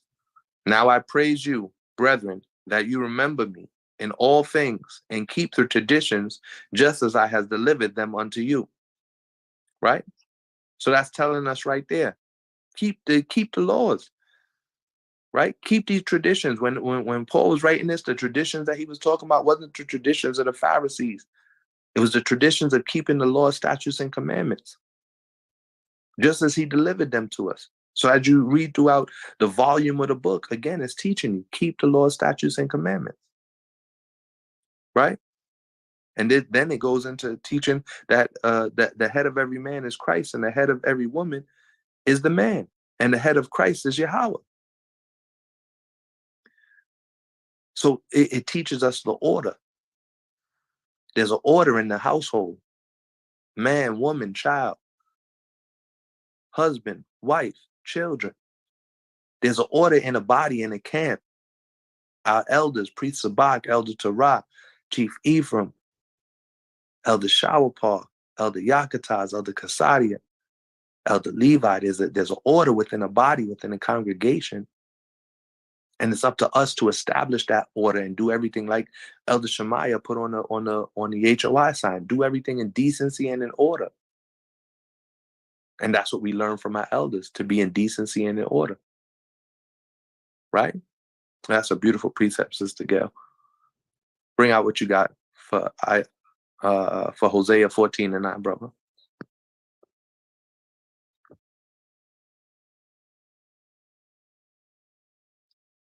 There's the book of Hosea, chapter 14, verse 9. Who is wise, and he shall understand these things, prudent, and he shall know them, for the ways of the Lord are right, and the just shall walk in them, but the transgressors shall fall therein. God. Right? So that's basically telling you that the ways of the just is keeping the laws, and we're going to walk in them. That the law is going to be a lamp and a light to our feet, and we're going to walk in the Most High's ways. We're going to keep the Most High's ways and do things as he commanded us to do them. And those that's not, those are the ones who want to walk in darkness, and those are the ones who are going to be the wicked and the evil ones to be destroyed. The ones that want to follow after the heathen nations, because that's what happened to us. We wanted to go back to Egypt. We wanted to go and follow after these wicked nations that were in the land before we was in there. We want to follow after Moab, follow after Edom. And it's the same thing our people go through till today. They want to follow after these wicked heathen. Instead of keeping the law, statutes, and commandments, they want to go out and march and scream, no justice, no peace. And you had the wicked heathen mocking them, saying, no cheese and what were you saying? No bread and no cheese or something like that. It was a wicked heathen mocking them when they was out there screaming, no justice, no peace. And they still not getting justice or peace. If we able to jump in a few of the videos, because it's getting kind of late, we're going to probably end around 12 o'clock at the latest. But if we're able to jump into a few of the videos about why the heathen is raging, why do our people want to follow after the heathen still thousands and thousands of years after we can read what happened to our people and how our people fell from grace? Even after the Most High came and gave us grace through Yahweh to come back to his laws, statutes, and commandments, we still want to follow after the heathen. We still want to go and think voting a new president in, or voting a new governor, or senator, or house member, or councilman, city council people. We think that's gonna, or changing this law or that law is gonna give any salvation to our people. It's not. We look for a nation that cannot save us. We looking for this nation over here to do something for us. Looking for Joe Biden to come help us and send us some sort of package, stimulus package. Nah, it's keeping the law, statutes, and commandments. And as we continue to do that, you see the Most High doing his work and his will according to his promise, which he swore to himself, to raise up Israel to be the nation that he chose us to be, that peculiar treasure, that chosen people above all other people, that holy and consecrated nation separated for him and for his good pleasure. But why and for what? According to the law, according to his law, statutes, and commandments, right? Brother Joshua. You there, Joshua? Con, I'm here. Well, we just read Hosea, right? Yeah. No, all right, let's go jump down. It's 2 more precepts they put in. Let's just go down to the bottom. Deuteronomy 12. I'll read that. And you can read Isaiah 14, 1, 3. And this is according to the law of the Most High, that we are to walk in his ways and to live in his ways. Which one you wanted me to get? Isaiah 14, 1 and 3. And I'll do Okay, Deuteronomy. I'll read Deuteronomy 12, and when we could tag team it.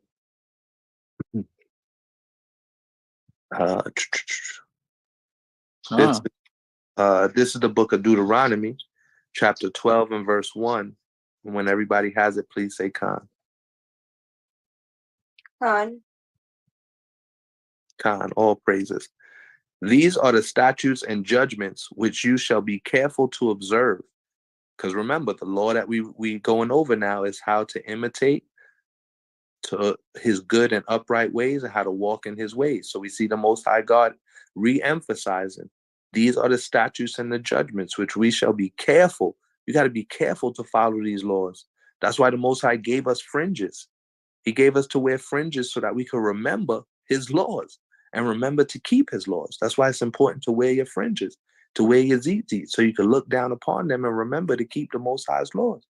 The Most High said, be careful to observe in the land which the Lord God of our fathers is given us to possess, all the days that we would live on the earth, all the days that we live on the earth. So the Most High is going to come and give us 1,000 years to live and reign with him in the land that he promised to us. When Yahushua comes, we're going to get the land that the Most High promised to our forefathers, Abraham, Isaac, and Jacob, the land that he promised to the Israelites. And we're going to have to observe and keep his laws. So that's when all the people, they try and say the law is going to be done away with. When we get to heaven, the people don't know what they're talking about. And these are easy ways that you can bring them back and teach it to them for them to understand it by going through the volume of the book. We just went from Deuteronomy to Deuteronomy to Hosea. We got 1 John, we got 1 Corinthians, we got Isaiah, we got James, we got Exodus. That's the whole book right there. You basically covered the whole entire book when you going through all of those scriptures. And then when you keep it simple and just pick 2 or 3 of them to help explain to your family, to your friends, to teach your children, to teach your wives, to go out on the highways and the hedges to teach our people, and you pick 2 or 3 to explain. No, the law's not done away with. Look what it says here in 1 John. No, the law's not done away with. Look what it says here in John 14. No, the law is to be kept forever. Look what it's and the Most High is to be feared forever. Look what it says here in Joshua chapter 4. Right? You don't got to get mad and upset. You don't gotta match people's craziness. Yeah, when we go out to the highways and the hedges, we like to have fun. Most High told us to lift up our voice like a trumpet. So we're gonna project. We're gonna have that energy that the Most High wants us to have, which is to bring His word out mighty and strong. And there's a time for everything. That's why the Most High is showing us the perfect balance between loving Him and fearing Him. How to not blaspheme His name, how to not profane His name, how to make sure everyone knows that our power is the only one that exists. Those other gods is but wood and stone. That's what it says in the scriptures. And that's how you put precept on precept. By taking here a little and there a little, getting your 2 witnesses on this side of the scriptures, getting your two witnesses, getting two of the prophets, and then getting 2 of the King David, King Solomon, then getting 2 of the apostles or disciples, Peter and Paul. You got your 2 or 3 witnesses all across the scriptures.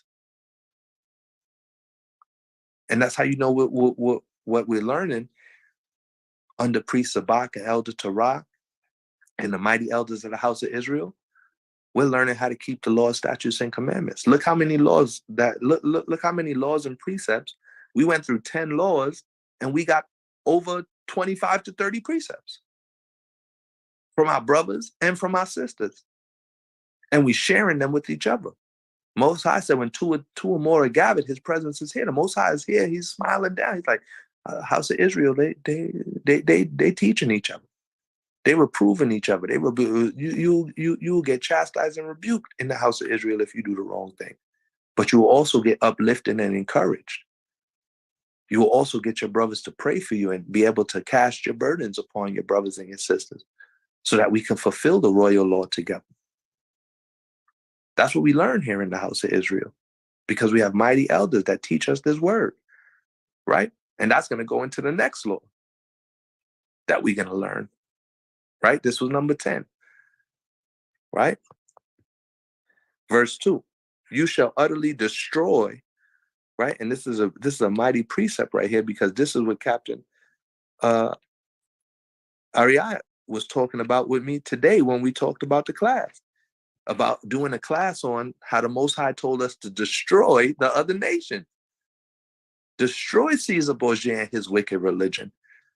How do we do that now?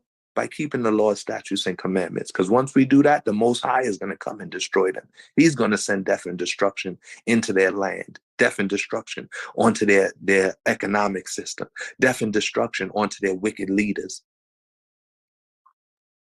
So you see, they're probing and investigating Joe Biden's son. Joe Biden, the same person that came out with the 3 strikes law. And his son is sitting there smoking crack. Joe Biden, the same person that wrote up the laws on the war on drugs, the 3 strikes law. His son is the one who's over here getting more strikes than anybody.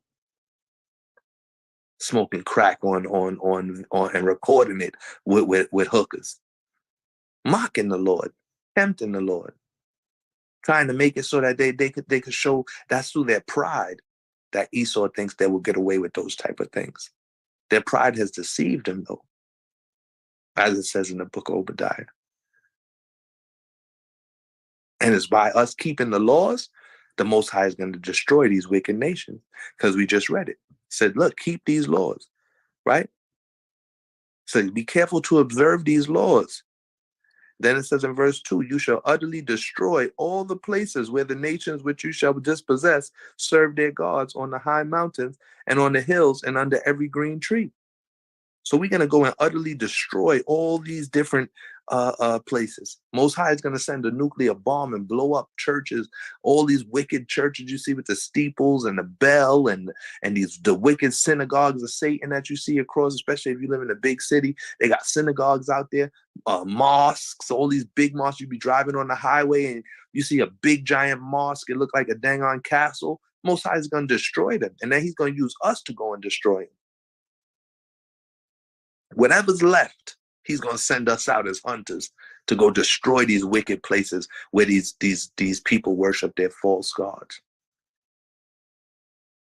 That's why it's important for us to keep the commandments, to imitate his ways, not to put the word of God to the test, to fear him reverently, to love him with all our heart, mind, soul, and our body, and all of our being and all that we are.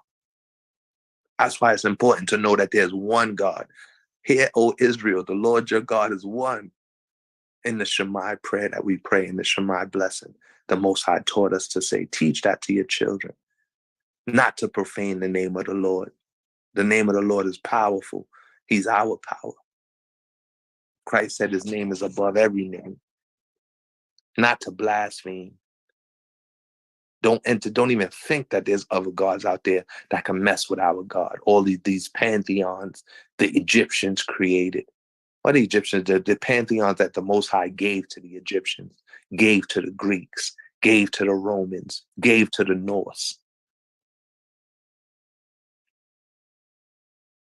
gave to Ishmael, gave to the Canaanites. All of them got more than one God, because Muhammad is a God to the dang on Ishmaelites. They see him as equal with Allah. The Christians see Christ and the Trinity. No, the Most High gave them up to their own destruction. And he told Israel, hear, O Israel, the Lord your God is one God. Know that the Most High exists, and that's who brought us out of the land of Egypt. And he's going to give us a new song where no longer we would even say it's the Most High who brought us out of the land of Egypt, but he brought us out of the land of the north, as it is written.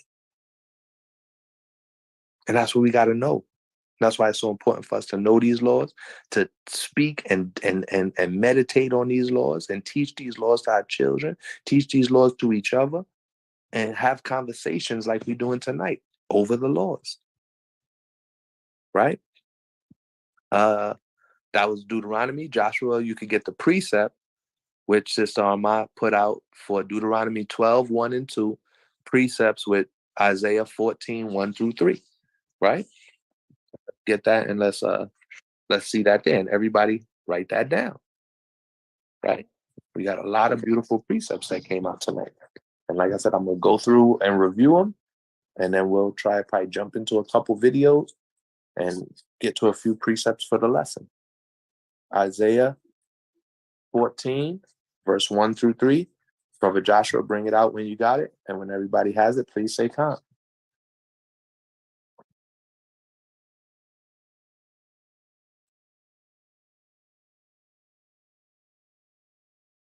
Time. There's Isaiah chapter 14, verse 1.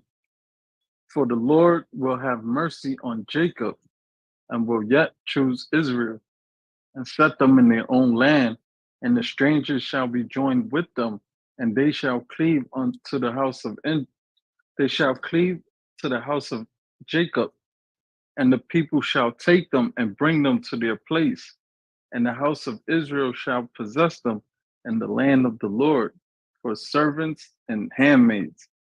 And they shall take them captives whose captives they were, and they shall rule over their oppressors. And it shall come to pass in the day that the Lord shall give thee rest from thy sorrow and from thy fear and from thy hard bondage, wherein thou was made to serve. Khan, all praise to the Most High. That's one of the Most High's promises to us, that he's going to come and get us out of the land in which we was made to serve. So our people, we was made to serve here in America. This is one of the land of captivity for our people, going all the way back to Assyria, right? During the time, it was like 722 BC, all the way through to early 700s BCs. We was in captivity. We was in captivity in Assyria. We was in captivity in Babylon, going all the way. And then you flip to the hundreds during the time of the Maccabees, the 100 BC era, 140, 150, all the way down. We was in captivity to the Greeks. We was in captivity to Rome. Then you flip all the way now into the 1400s, 1300s, 1400s, 15, 16, 17, 1800s. We was in captivity to Esau and Edom here in the land of America. The tribe of Gad, the tribe of Reuben, all of the 12 tribes, the tribe of Zebulun, the tribe of Judah, the tribe of Levi, Manasseh, the tribe of Benjamin. We was all in captivity here together.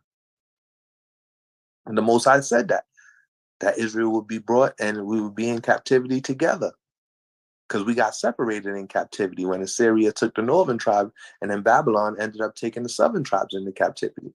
We got separated, so we didn't serve in captivity together during our first times in captivity. By the time the Greeks and the Romans had us, we wasn't in captivity together. The northern tribe was fleeing over here to America, into the land of Asaroth, and the southern tribe was mainly, for the most part, southern tribe was being put into captivity by the Grecians and by the Romans. So the Most High foretold that he would put us in captivity together, right? And so as we ended up coming over here in captivity together, he said that he would deliver us out of that captivity. And he would bring those kings and those people who kept us captive, he would bring them, and that they would serve us. Right? So we got to understand that the way that we accomplish to getting out of captivity is by keeping the law. Right? So that's going to be, you're going to hear that as almost like a recurring theme, that the Most High, and then he promised that he would have mercy on us. He would see us in the land of our captivity. He would make other nations cleave to us. They would cling to us because they see that we are truly the chosen of the Most High. Right? So it's in this land of captivity that the Most High says that we will remember who he is. And we would come together. Right? It says, where is that? In Jeremiah. The days will come when the Lord said he will bring again the captivity of his people. Israel and Judah would be in captivity together, but he will return us to the land that he gave to our fathers, that we would possess it. So Isaiah's prophesying that we would be brought out of captivity. Jeremiah's prophesying that we would be brought out of captivity. And we still in this land captive till this day. They try not to hold our bodies captive, but they do hold our bodies captive. Everybody that got a job, you captive for 8 to 10 hours, 8 to 12 hours a day, 16 hours if they ask you to do overtime, 6 days a week. Some people got to work 7 days a week just to make ends meet. So you're still in captivity. They're not giving you enough to get rich or for the job that you have. All the jobs that we work in is just to keep Esau's system rolling and to keep Esau's system going. And that's why when we begin to keep the laws and you going into work, sisters dressed in modest apparel, brothers going into work with their fringes and their tzitzits on, and then even more so, you go in and you're not participating in the wicked folly that goes on in most workplaces. You're not willing to allow your children to be victim to this LGBT community stuff that they putting out there and trying to force upon our children. But you're teaching them the law, statutes, and commandments. You living by the law, statutes, and commandments. The Most High is coming back, and he's going to do what he said here in this verse. Right? Salaki King. Bring it out, Brother Tony.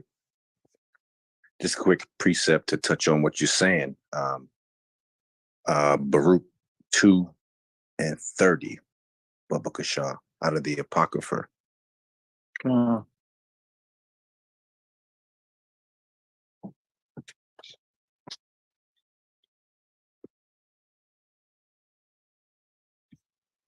because it touches on everything that you're saying about Israel. And if we keep these laws and commandments, man, that we can be delivered. But the Most High already knew we was going to be hard-headed in the land of our captivity, though. Watch what he said. So whenever you get it, Mighty King. God, this is the book of Baruch, chapter 2 and verse 30. For I knew that they would not hear me, because it is a stiff-necked people. But in the land of their captivities, they shall remember themselves. See that? So in the land of our captivity, we're going to come back to the Most High, like the brother was saying, how we wearing our fringes, how Joel 2:27 say, be not ashamed of being an Israelite, but most importantly, keep these law, statutes, and commandments. I yield on that, King. God, all praises, mighty precept. And again, we hard-headed and stiff-necked, man, as Israelites. We are hard-headed and stiff-necked people, but that was something the Most High knew. He already knew. Before he even chose us, he knew he was choosing a hard-headed and stiff-necked people. But for those of us who have come back to his law, statutes, and commandments and keeping faith in Yahweh Shai, he promised us a mighty thing. That as we was in the land, we would take captive those whose captives we were. So we were captives of Esau. Now we're going to go take them captive, right? It says, they will take them captive whose captives they were and rule over their oppressors. We're going to rule over Esau, but we got to keep the law, statutes, and commandments. Like it says in Revelation 13, those who led us into captivity will be led into captivity. They're going to be led into captivity, and we're going to rule over our oppressors. But we got to be patient, waiting for the Most High. We can't force the day of the Most High to come. We just got to be patient and thankful that the Most High brought us back to faith in Yahweh Shai and keeping his commandments, and gives us the open eyes and the open ears to see the prophecies happening before our very eyes on an everyday basis. Thank the Most High that we not out there raging and uproaring with the people. Thank the Most High that we at camp and we not at we not at a protest. Thank the Most High that we at a feast day and not celebrating a wicked holiday. Right? Most of us was either at a feast day with our brothers and sisters or watching the feast day over the day of Simon Maccabees instead of out celebrating Mother's Day. And we got to thank the Most High that he allowed us to be a part of his the ones that he called from before the foundation of the earth. That's a humbling experience. It should humble you down to see all these people around you at your job, in your neighborhood, at your school, all these people around you that you knew you was growing up with, and the Most High just gave them over to their own lust. But yet he saved you from your own lust. It's the first thing we get saved from is saved from our own selves.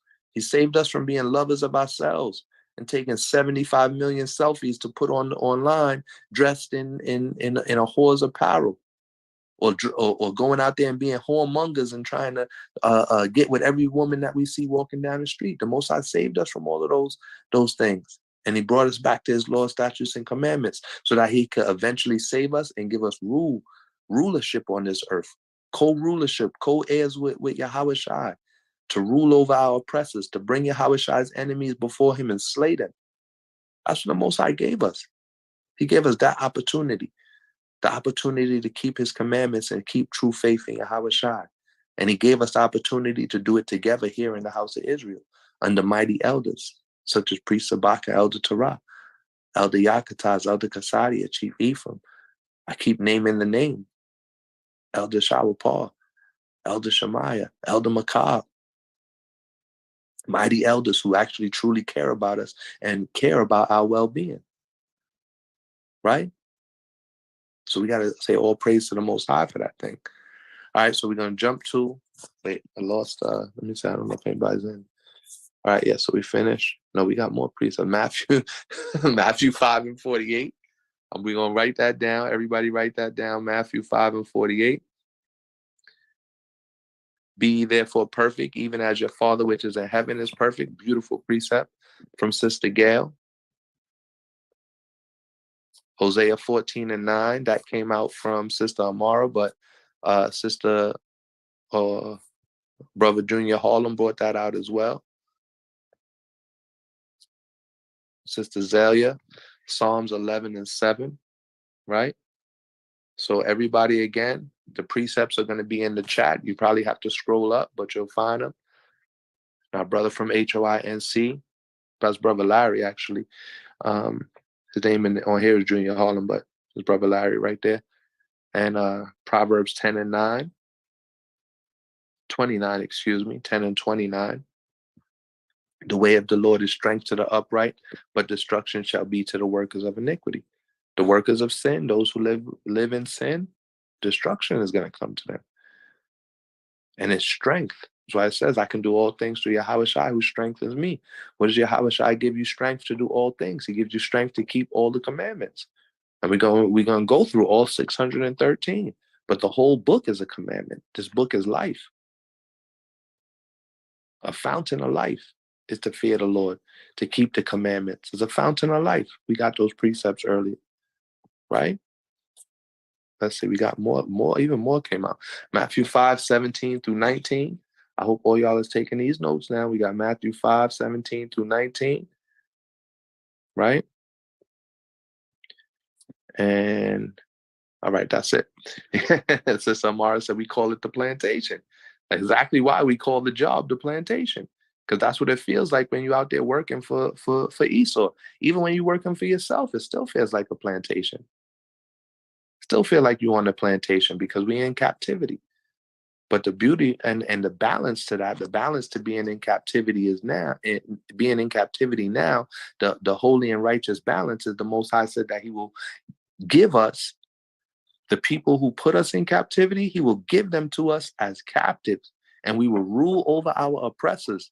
So those people who's ruling over you now, your boss making you sweat at work, all these different things, you just hold it in your heart and keep doing your thing at work and do it with joy in your heart. Rejoice in the day, for today is the day the Lord has made. I will rejoice and be glad in it. Why are you being glad in the day? Because you know the day is coming when the Most High is going to reverse everything. He's going to take away the power that Esau has, and he's going to give you even more power than Esau ever dreamed of. It's not like we're just going to get to rule over Esau and have the same type of rulership they did. No, we're going to rule in righteousness according to the law, statutes, and commandments. We're going to be able to get the same type of strength that David and the angels have. Most High is going to give us so much more than Esau could ever dream of, so much more than we could ever think or dream of. Is stored up for us in the love of the Most High, right? So we got two more. I'm just going to stop. I'm not going to go to 15. I'm going to stop at 12, and then it's already 11:40. So I'm going to stop at 12. And this was why I was giving honor and respect to the elders. Where is the law where it says to honor the old and the wise? Where do we find that law? Where can we find those scriptures? Which is the law, which would teach us to honor the old and the wise.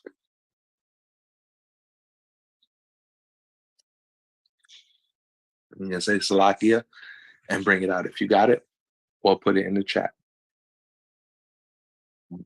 Number 11 out of 613, the law to honor the old and the wise.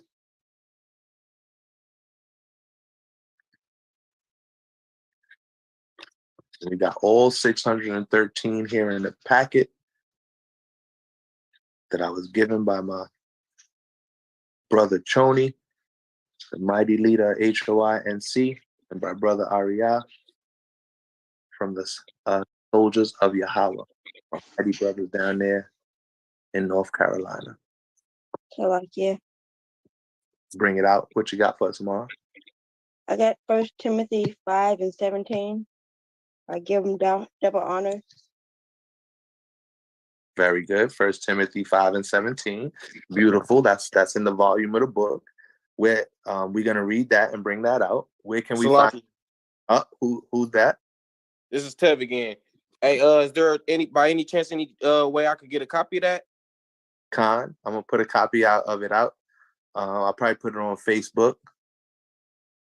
Con. But we're gonna put a copy of it out. We'll get a copy of it. You got where the law is, brother Ted? I'm ready to just learn. I'm new. I'm trying to find out. Learn the whole all that, brother. God, it's all good. All praises to the Most High, man. We all learning together. Yeah, I'm just taking notes. Con, all praises, and that's how you sharpen your sword, man. Tune into the Tuesday Iron Sharpens Iron. Spread it, spread the word to your family and friends, and get them to join in as well, so we can all, as a nation, gather together on these classes and learn the law together, right? And learn the different lessons that the Most High will bring out through His Spirit and His power by Shema Mashiach Yahushua. So we got Sirach 44:1. We still didn't hit one. Go ahead. Who's that? Leviticus 19:31. Wait, who's that though? Who's that? Gail. That's Sister Gail. Oh, Sister Gail, you hit it right on the top of the head. She got it. Leviticus 19:31 and 32 is where we will find the law in the book of the law, the first 5 books, which refer to as the Torah. We will find Leviticus chapter 19, verse 31 and 32. Brother Joshua, you could get that, and I'll get 1 Timothy 5 and 17, and then we got Sirach 44:1. Let me know when you got it. You can bring it out first. Go ahead, Mama Gail. That's what Sister Mara said. That's what I'm talking about. Awesome job right there. Beautiful, beautiful. It's a lucky. Yeah, that's me. I can't. All praises to the Most High. All right, so Joshua, Baba Kashar, when you got it, Leviticus 19 and 32, we will find the exact law to honor the old and the wise, and we will then find it in the volume of the book, retaught, because remember, the scriptures say sometimes you have learned, but you must be retaught and retaught again, and that's why we get precept on precept and line upon line. That's what it means. You're going to find the law here, you're going to find the law there, here a little and there a little, and you're going to find the law throughout the volume of the book. So that's a beautiful precept from Sister Amara in 1 Timothy 5 and 17, as well as Sirach 44:1. So we're going to start off with Leviticus 19 and verse 32, and then Joshua, I'll get 1 Timothy. Bring it out when you got it, King. This is Leviticus chapter 19, verse 32. Thou shalt rise up before he head and honor the face of the old man and fear thy God. I am the Lord. Yeah, right? So a lot of times people might not understand what Timothy was talking about, or you get Christians that will tell you that what's written in the New Testament don't have nothing to do with what's written in the Old Testament, when really what they were doing was reteaching and reestablishing the law that as it was written. Right? So you see in Leviticus 19:31 and 32, it's written that we are to show honor to those with a hoary head, those with a gray head, the elders. We to show honor to our elders. And all praise to the Most High. We're in the camp that we're taught to show honor to our elders, right? And our elders teach us to even show our honor to each other, right? And to build each other up. And teach us to lift each other up and to pray for each other, right? And I know there's a lot of people that have experienced that here in the house of Israel, right? I know I get upliftment and encouragement from Brother Choni, Brother Joshua, Captain Ariyah, and all of my brothers, right? When I get a chance to see them and get a chance to fellowship with them. And just Brother Choni and Brother Joshua, we'll talk and give a call. Sometimes they'll give me a call or shoot me a text or something like that, and it's always encouraging. Cap will always call me and give me encouragement to be diligent and to give me encouragement to do a lesson, and we'll go over some scriptures with me. Karatazai and Elder Yakatat will always sit and go over scriptures with me before I do a lesson. I always try and call up Elder Yakatat and Karatazai and go over some scriptures. They'll give me some precepts to go over with on classes. Right? So you got to honor the old and the wise, and that's a law. And that law is written in Leviticus 19 and 32, and we find it reestablished and reiterated in 1 Timothy chapter 5 and verse 17. And I'll bring it out for him. And then Joshua, you could get Sirach 44 and verse 1. And then we'll go through like 2 more. But they got a whole lot of precepts in the chat. So we'll probably go through like another couple. And then we'll go on to the next law. We'll get Elder Shemaiah brought one out. So we'll get the one Elder Shemaiah brought out, or 2 we brought out, and we'll get the one here, couple that Amara brought out as well. But beautiful job, Sister Gail. She brought that out, Leviticus 19 and 32, and Sister Amara brought out 1 Timothy chapter 5 and verse 17. When everybody has it, please say Khan. Khan. Khan. All praises. Book of 1 Timothy chapter 5 and verse 17. Let the elders who rule well be counted worthy of double honor, especially those who labor in the word and doctrine. Right? So all of you, and we have one of the hardest working elders in show business, so to say. Priest Sabak is on every coast. One month you see him on the West Coast, the next month you see him on the East Coast, next month you see him in Illinois and Detroit in the Midwest, and you soon to see our elders down in Texas. Well, Elder Tarah going and starting the camp down in Texas now. You see our elders out in Atlanta and in Georgia, giving opportunity to young brothers to open up camps all across the nation and across the world, for that matter, by spreading the gospel through social media, on Facebook and on YouTube. Bring it out, King. I got a precept, Leviticus 19 and 32. Leviticus 19 and 32. We just read that. Yeah, we just read that. That was actually the Gail throwing that out. Yeah, that was the answer right there. Leviticus, to honor the old and the wise. The law is Leviticus 19 and 32, and the corresponding precept would be 1 Timothy 5 and 17. That's the reteaching of the law that was brought out throughout the volume of the book, written in 1 Timothy. But all praises to the Most High, because no matter what, that's what we're establishing now, where we can find these laws and where we can find them in the law, as well as where we can find the precepts to them, where they're being taught again to the Israelites, because that's what Timothy was teaching. Timothy was teaching the Israelites. Paul was teaching the Israelites. The disciples, the apostles, was teaching the Israelites. Yahawashai was sent only unto the lost sheep of the house of Israel. Why? Because we were the ones that were given the law in Leviticus and Deuteronomy, Numbers, Exodus by Moses, who received them from Yahweh and Yahawashai, right? And that's what we're here to make sure that we have a good understanding of, and we understand how to precept those laws together.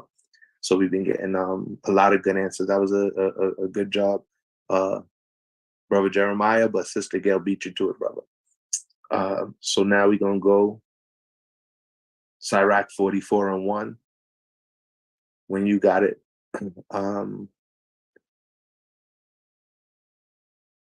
when you got it, bring it out, Brother Joshua. Sirach chapter 44 and 1, and I'll go to Proverbs 20 and 29 for Elder Shemaiah's precept. Come, this is Sirach chapter 44, verse 1. Let us now praise famous men and our fathers that begat us. Right. So again, you see, it says, praise the famous men and our fathers that begot us. Give honor to the old and to the wise. That's a beautiful precept that goes along with the law in Leviticus 19 and 32. So you see our people, because we were called hard-headed and stiff-necked, is why the Most High put his laws in all throughout the volume of the book from beginning to end. But that's also to show forth to the nations that the Lord changed. He doesn't change. The Most High changeth not. He's the same yesterday, today, and forevermore. That's what we read in right here. We read in the same yesterday, That's all the way back in Deuteronomy. Today, that could be the middle of the book, and forevermore, all the way throughout Revelation. The Most High is the same. He's not changing. The Most High is not coming down and changing up his law. That's why Yahweh said he was sent to establish the law. People take that and they lie on him and say he did away with the law. He never said he did away with the law. He said he establishes the law. And by his grace, we're not being put to death for blaspheming him right now. Even the other people on the earth that's blaspheming, they're not being just put to death as you would have been put to death for violating the Shabbat. People was getting put to death for violating the Shabbat. There's certain laws. People was getting put to death for committing adultery.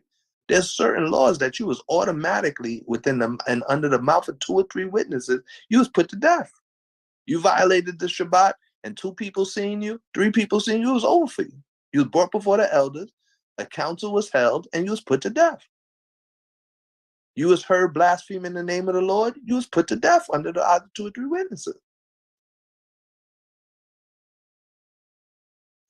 And then that's a good one she brought out in Ephesians 6:1. Children was put to death. Yaradon, a mighty king from Philadelphia, brought that out when we did the Philadelphia pull-up. You disrespected your parents in a certain way, you was put to death. Bring the child before the elders in the congregation and put the child to death so he would be an example. And it's only by Yahushua, but through Yahweh and Yahushua grace and mercy, that he's given us time to come back to his laws, statutes, and commandments, begin to follow his laws, statutes, and commandments, and keep faith in Yahushua. Salakia, I got a precept to go with that. Matthew 15:4. Matthew 15:4. All right, we're going to get that one. Hold on, let me jot that one so we can get that one for you, Brother Joshua. Matthew 15:4. We're going to get that after we do Sirach. Wait, we just did Sirach 44:1, right, Joshua?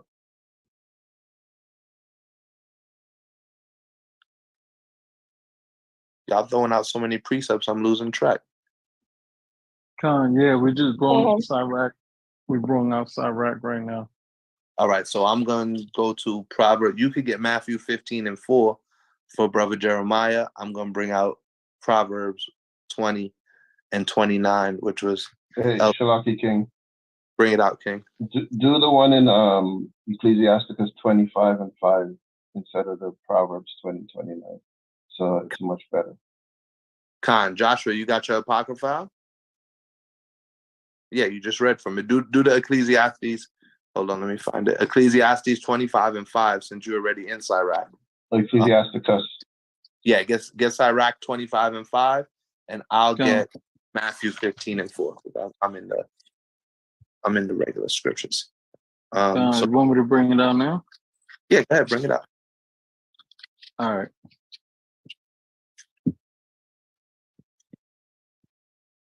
Here's the book of Sirach, chapter 25 and verse 5. Oh, how calmly is the wisdom of old men, and understanding and counsel to men of honor. And how beautiful it is when it says, oh, how calmly, how beautiful it is to have mighty elders like Priest Sabak, Elder Torah, Elder Yakataz, Elder Kasadia, Elder Shemaiah, Elder Makab, even our captain, Ariah. How beautiful it is to have these mighty men of the Lord that we can show honor and give honor to, that we can learn from, that we can learn with and learn together as we grow, that will give us the opportunity to go out to read for them, to hold posts for them, to hand out flyers while they're teaching, that will give us opportunities to teach in our own states that we live in, that will give us those opportunities to gather together and do pull-ups in different states and travel around the country. It's a beautiful thing to have our elders. It's a beautiful thing to have elders that will get on class and participate on the class with us, that will pray for us. We could call our elders up or send them a text or a message or something like that in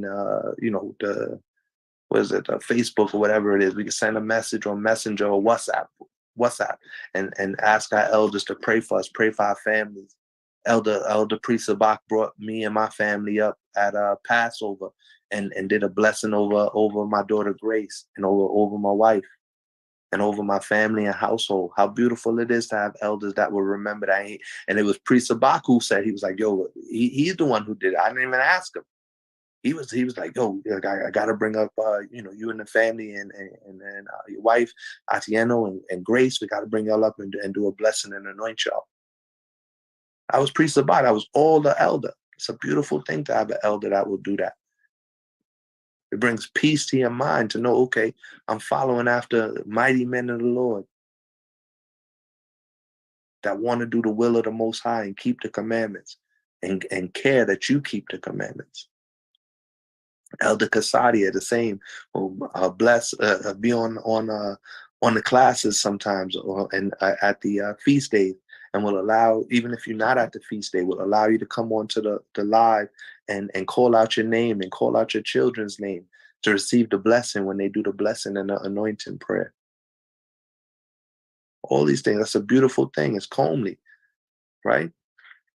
And we got to be thankful that that's part of the law that we have to know. Give honor to these to the senior men, to these elders.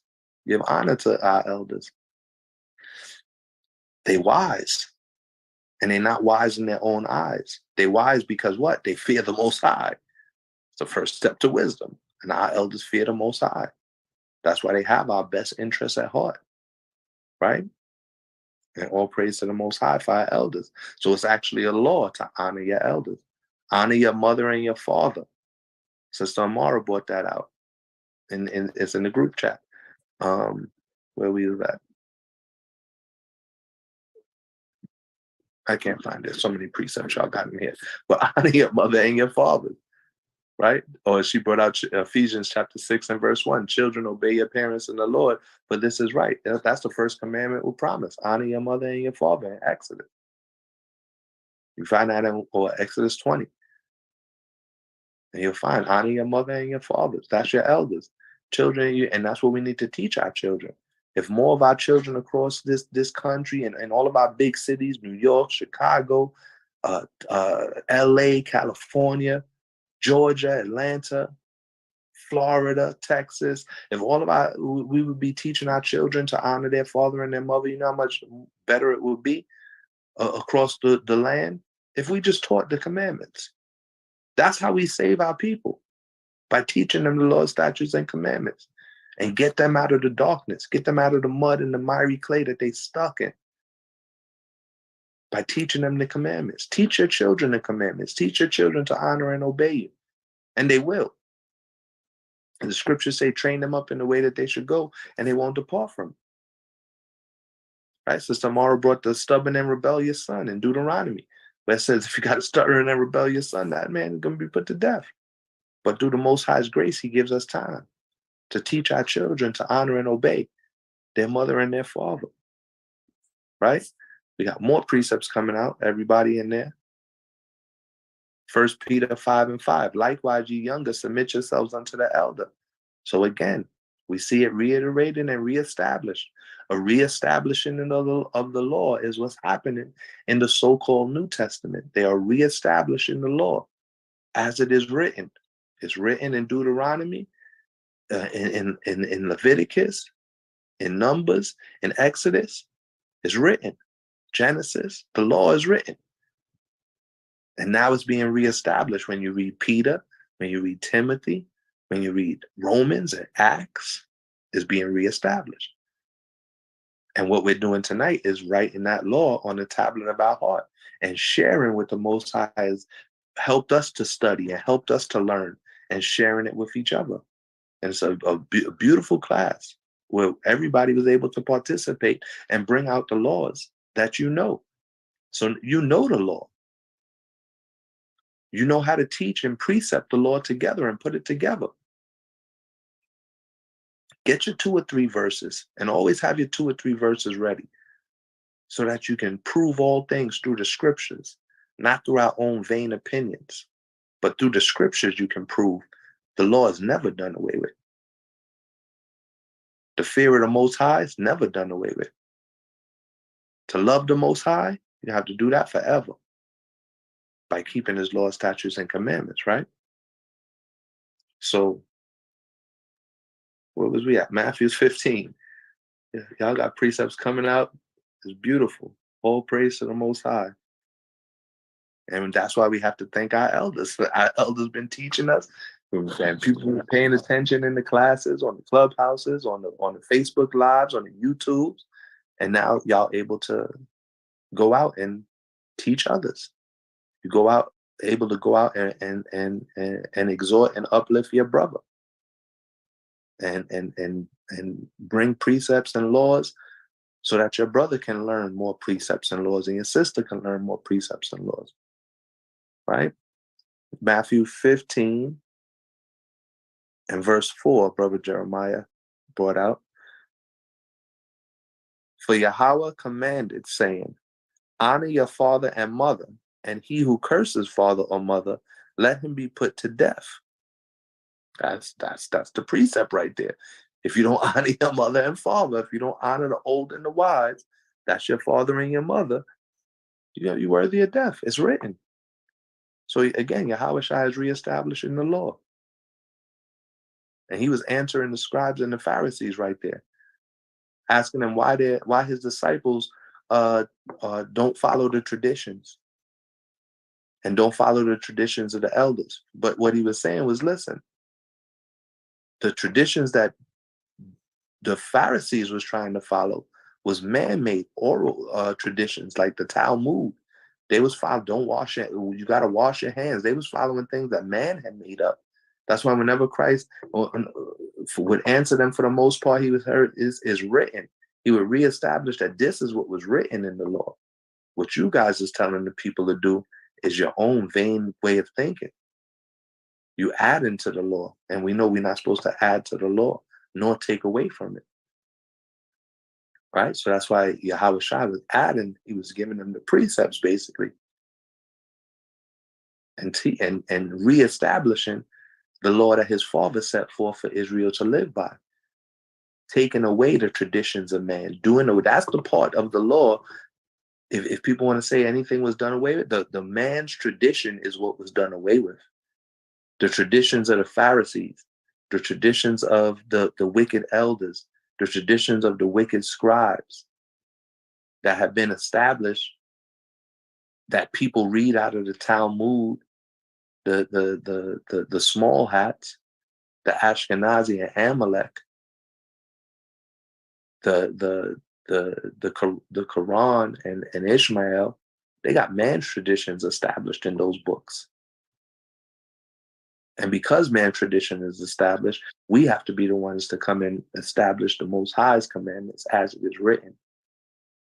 And so it shall be done. And that's what it is. We're doing what was written. And in that, we give honor to our elders. Right? We got a whole somebody says, Laki, who's that? Jeremiah. Even we supposed to be like Christ, and we could see John 8:49. He also honored his father. God. All praises. Yahweh Shai honored his father by doing his will. When he said, not my will, but your will be done. He honored his father by reestablishing his father's law and coming to save his people. He came to save the lost sheep of the house of Israel. He came to redeem us and give us an opportunity to keep the laws again. He came to bring us back to Yahweh and to teach us to keep that law. So that was honoring his father. All praises. That was beautiful, brother. And it's up to us to teach our children to honor their father and their mother. And sometimes you might be in a relationship with one parent, might not I see you Ned. Josh, I got you. We got one more to go through and that's it. I ain't even gonna get into the rest of the lesson. We'll do that another time. But sometimes, you might have parents and stuff like that. One parent is not studying the truth. One parent doesn't accept the truth, doesn't realize that they're Israelite.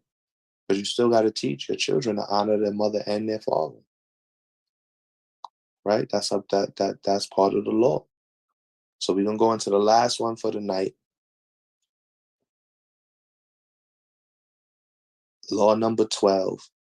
And then I'll just go through the 12 with a precept or two. And you can get the rest. You go back online to rewatch the class. To learn the Torah. So to learn the law, the Torah, and to teach it. That is a commandment. Where will we find that?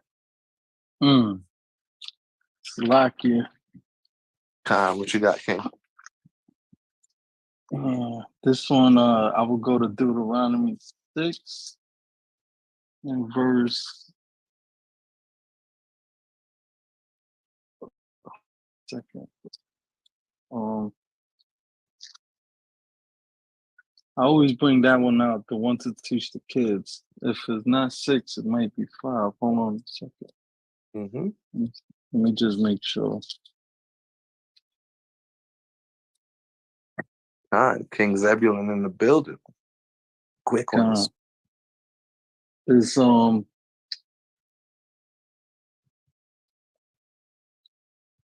says, Deuteronomy 6 and verse 7.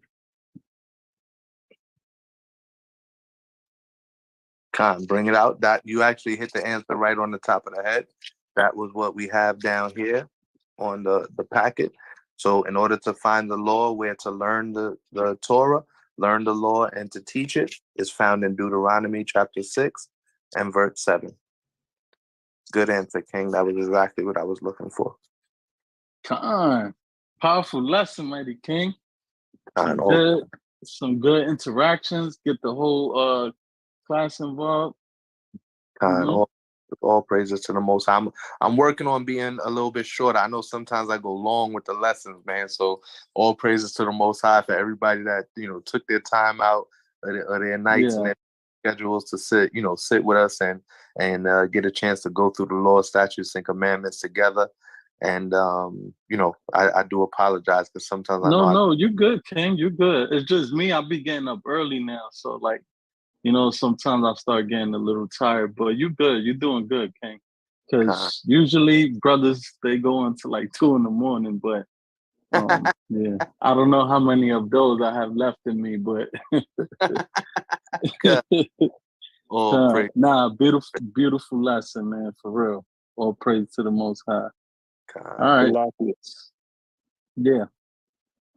I got 2 precepts. Psalms 119 and 71. That's learning your statutes. And Psalms 119 and 73 is learning your commandments. We're going to bring both of those out. And this is the last law we're going through for the night, but that's beautiful. If anybody else has any precepts on that as well, we can bring that out. But Joshua hit the answer right on the top of the head with Deuteronomy 6 and 7, where it is found in the law to learn the Torah and to teach it. Bring it when you got it, King. I got it. This Deuteronomy chapter 6 and verse 7. And thou shalt teach them diligently unto thy children, and shalt talk of them when thou sittest in thy house, and when thou walkest by the way, and when thou liest down, and when thou risest up. So we got to teach these laws. It says diligently teach these laws. So the best way to teach something is to be an example. So we got to be an example to our children, be an example to our community, be an example to our family. Husbands, you got to be examples to your wives, and husbands and wives, you got to be examples to your children.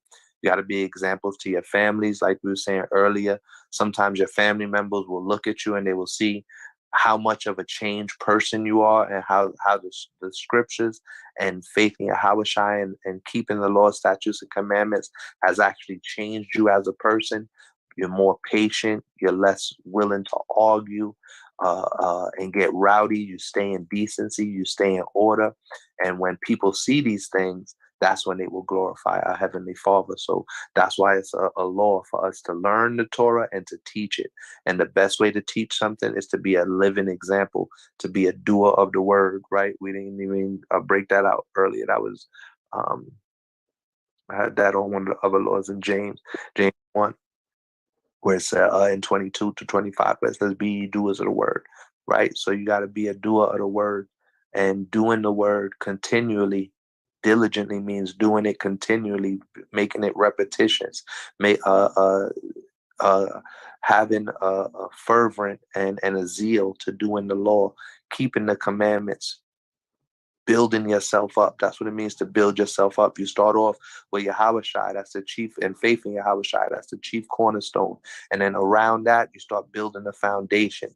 You start not going out and buying and selling on the Sabbath, keeping the Sabbath day and making it holy, remembering the Sabbath, not kindling a fire and cooking on the Sabbath. So now you're building on that foundation and keeping the Sabbath, and then you start keeping the Most High's holy days. You start keeping the Passover, keeping the Feast of First Fruits, keeping the tabernacles. Then you start gathering together with your family, with your congregation, with your body, the house of Israel, with your fellow Israelite brothers and sisters. You begin to build a foundation on now keeping the holy days, right? Keeping the Sabbath will lead you into keeping the holy days. Then you start building the foundation. You stop eating abominable food, the catfish, the lobster, the clams and oysters and pork. You stop eating all these. So now you're building a foundation, and you start building your body up, because now you're getting healthier, right? You stop eating all that unhealthy stuff. Now, of course, the opposite is you're getting healthier. So you're starting to balance out your system now. You don't got chemical dependencies on all this sugar and building up bad cholesterol and putting too much salty foods in your body. You start eating more fruit. You start eating more vegetables. You start,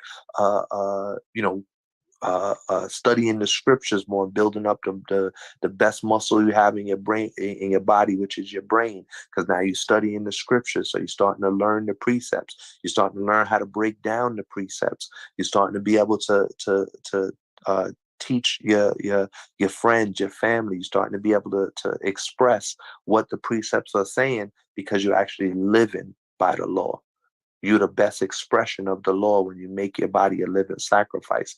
Then you can actually verbally express them with confidence, because you're able to confidently say, I stopped eating pork and it's helped me in these ways. I began to celebrate the Sabbath, and it's giving me peace. So I'm not going crazy running to and fro on Friday and Saturday, because that's the night I get off and I got to go spend all my money at the club, or Saturday I got to go here and there and go shopping and go to the mall and do this. No, you're able to find peace, because Friday night, the sun go down, you're ready to rest and get peace all the way through till Saturday night, and the sun go back down, and now you got a full day's worth of rest, and you're ready to go back to work.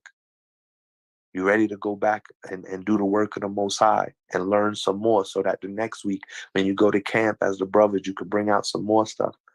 As the sisters, you're ready to bring the brothers some fruit or some water, or call one of the brothers and say, hey, listen, I got some oranges and some apples and some sandwiches. I'm gonna send those over to camp, with some waters and so on and so forth. You're able to be a blessing to the body and help build up your camp. But that's how you build that foundation, by keeping one law, keeping another law, and Christ is the chief cornerstone that helps you to establish that law within your lives. Right? So that's what we got to do, is learn the Torah, and we got to teach the Torah. This is Psalm 119 and verse 71 through 73. And when everybody has it, please say Khan.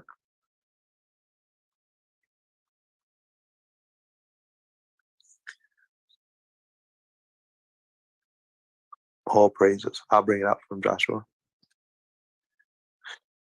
The book of Psalm, chapter 119, verse 71 through 73. It is good for me that I have been afflicted, right? Most High says it's good when we go through affliction. And Yahushua reiterates that when he teaches, in this world you have affliction, but be of good cheer. So you see it's written here. King David wrote, it's good for me that I have affliction. And Yahushua reestablished that when he said, in this world you're going to have affliction, but be of good cheer. Because Yahushua has overcome the world.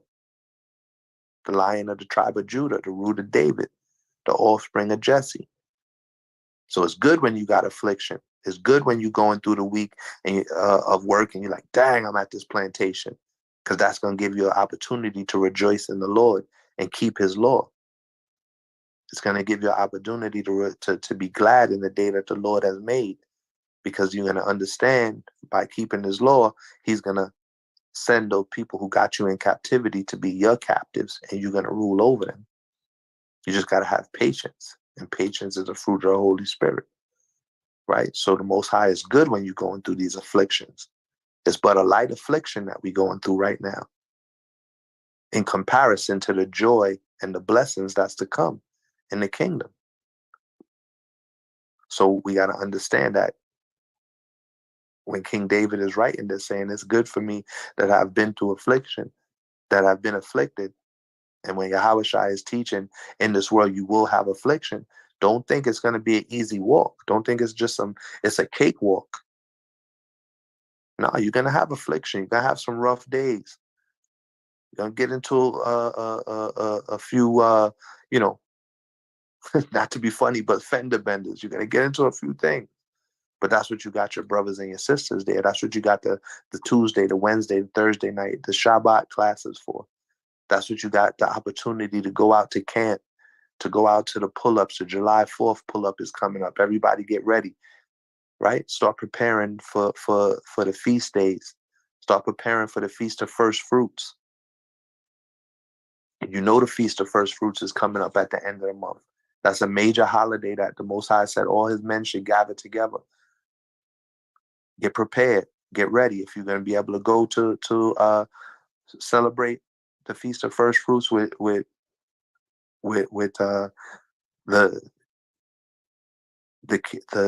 body, then all praises to the Most High. If not, get prepared to be on the Facebook. Sometimes you got to get prepared to be on class for 3 or 4 hours. We've been on class for 3 hours already, right? And you got to be prepared. Be prepared to sacrifice your time to learn of the Most High and to learn his laws. So many of us, when we was in the world, 3 hours in the club was nothing. We didn't even want to go home at 3 or 4 o'clock. In New York, the clubs closed at 4 or 5 o'clock in the morning, and you still wanted to keep going. Out of town, the clubs close 1, 2 o'clock, and you want to go to the after party. After the show is the after party. And we love that lifestyle. But now when it comes to giving the Most High 2 or 3 hours of our time, we can't make that sacrifice. We ready to go get some rest to go to the plantation.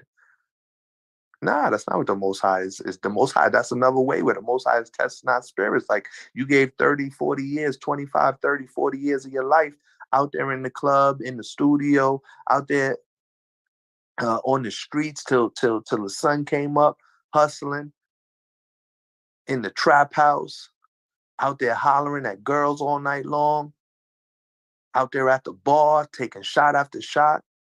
You wasn't tired then. Smoking blunt after blunt. You wasn't tired then. But as soon as class come and you got to do 3 hours, 4 hours on class, it's like, I got to go to sleep. I got work in the morning. Which is understandable. Especially as you get older. You get to 30, 40 years old, you get tired. But let somebody say, let me go, back in the day, somebody say, let's go out, or let's go to the gym, or let's go scoop some shorties off the Ave. You be on Jamaica Ave all night long trying to holler at shorties. Then you go to Queens Boulevard. Then you back down to Brooklyn. Somebody, you go out, that's just for the life of an average New Yorker. You're trying to hit all 5 boroughs. You end up in Manhattan, in the city that never sleeps. Oh, let me go uptown to the fish spot real quick. And you out all night. So we got to understand, we got to take this affliction right now. We got to take this captivity right now with joy in our hearts. And that joy is what we will get when we understand that we keeping the commandments and loving the Most High, right? Y'all brought out Ezekiel 44 and 23. I'll get that, and that'll be the last one. And unless we get any more other ones, but we'll write those down. Matthew 5 and 19 as well. I'll read some of those, right? But that's what the Most High wants us to understand. We're going to be afflicted, man. And that's why it's important for us to put in these days, put in this time with the Most High for studying, for reproving and rebuking. Sometimes the scripture is going to cut. I've read scriptures tonight that cut me. Like, oh, man, I got to keep that law better. You cut your own self. Anybody who's really keeping the law, you should read the scriptures yourself and cut yourself. That's the humbling right there. If my people shall humble themselves and pray, should read these scriptures, and these scriptures should humble you. Every time you read the scriptures, you should be humble because of what's coming out and what you getting out of the scriptures is how to love the Most High, how to fear the Most High, how to honor your elders,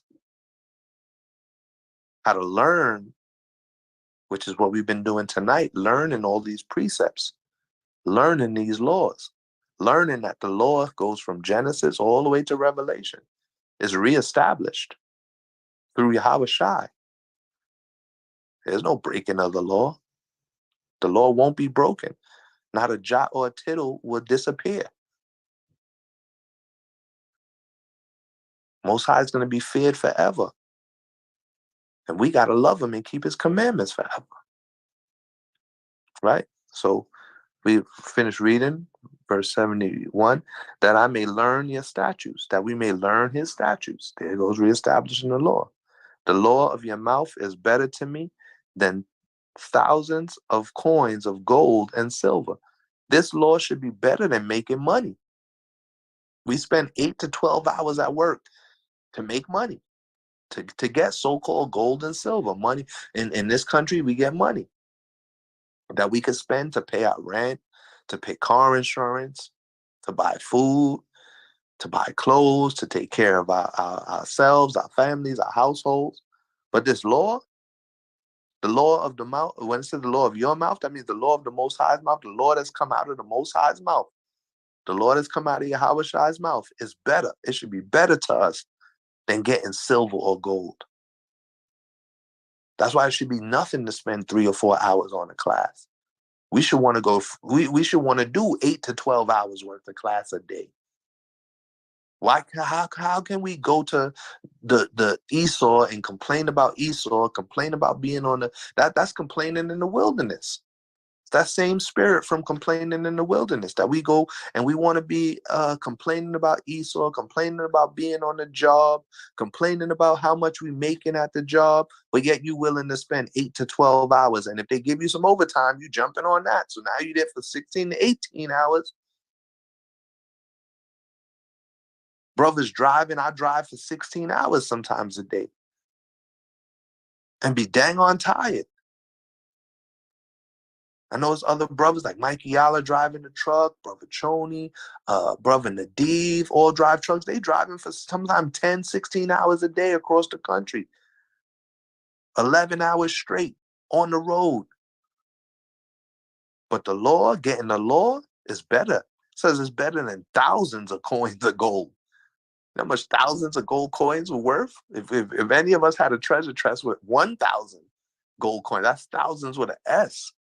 That's plural. That's multiple. You have a gold chest with 2,000 gold coins and 2,000, another 1,000 silver coins and some diamonds and rubies in that bad boy. You'd be rich. You'd be a billionaire, millionaire.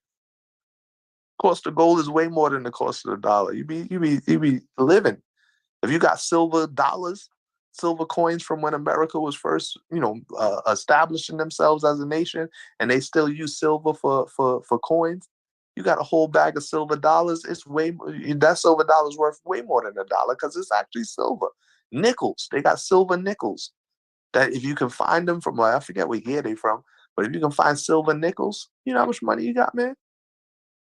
When the Most High said, listen, the law is better.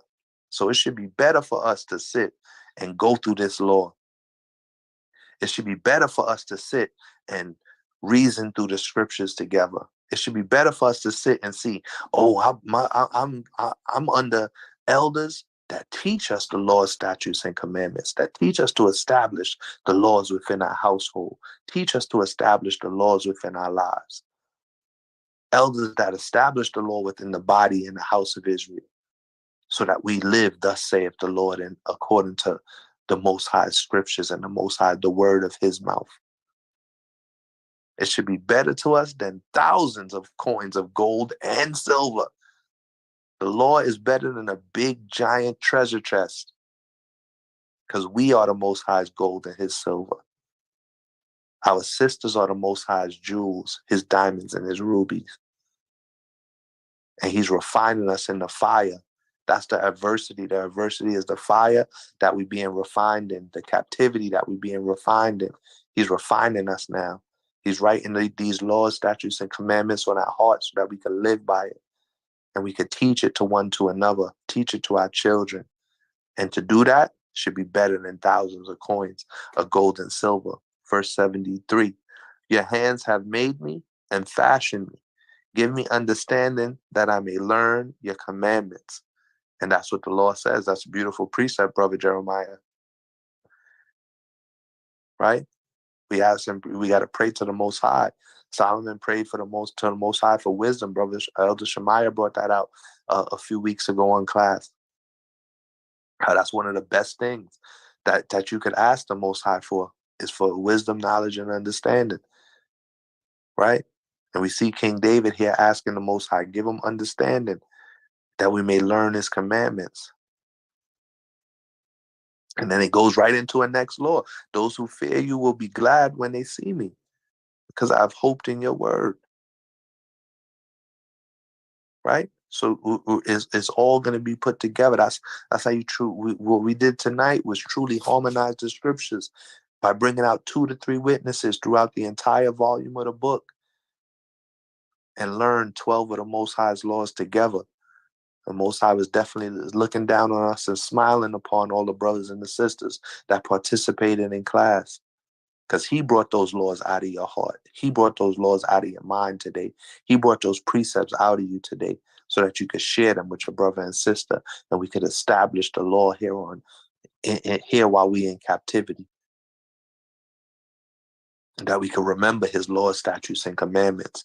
That his laws, statutes, and commandments is better than silver and gold, better than thousands of pieces of silver or gold, better than any job you could have. You could be Elon Musk, as rich as Jeff Bezos or Elon Musk,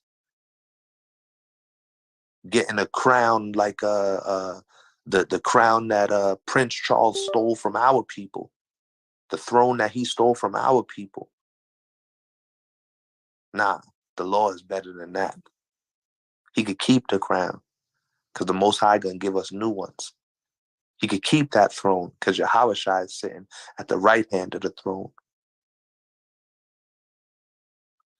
and gonna give us crowns when he come back. Why? Because he's teaching us to keep faith in him and his name. In the name of Yahweh, we put our faith. We put faith in Yahweh, that he is the Son of the living God, the Holy Lamb of God, the Lion of the tribe of Judah, that came to reestablish the law, to teach us to keep the law and how to truly love the Most High. And we're going to get our last precept. What did brother say? Ezekiel 44 and 23. I'm right there, Brother Joshua, so I'll grab it real quick. And then we could end the lesson. Come. Ezekiel chapter 44. Let me see in the chat. Ezekiel chapter 44 and verse 33. And when everybody has it, please say Khan.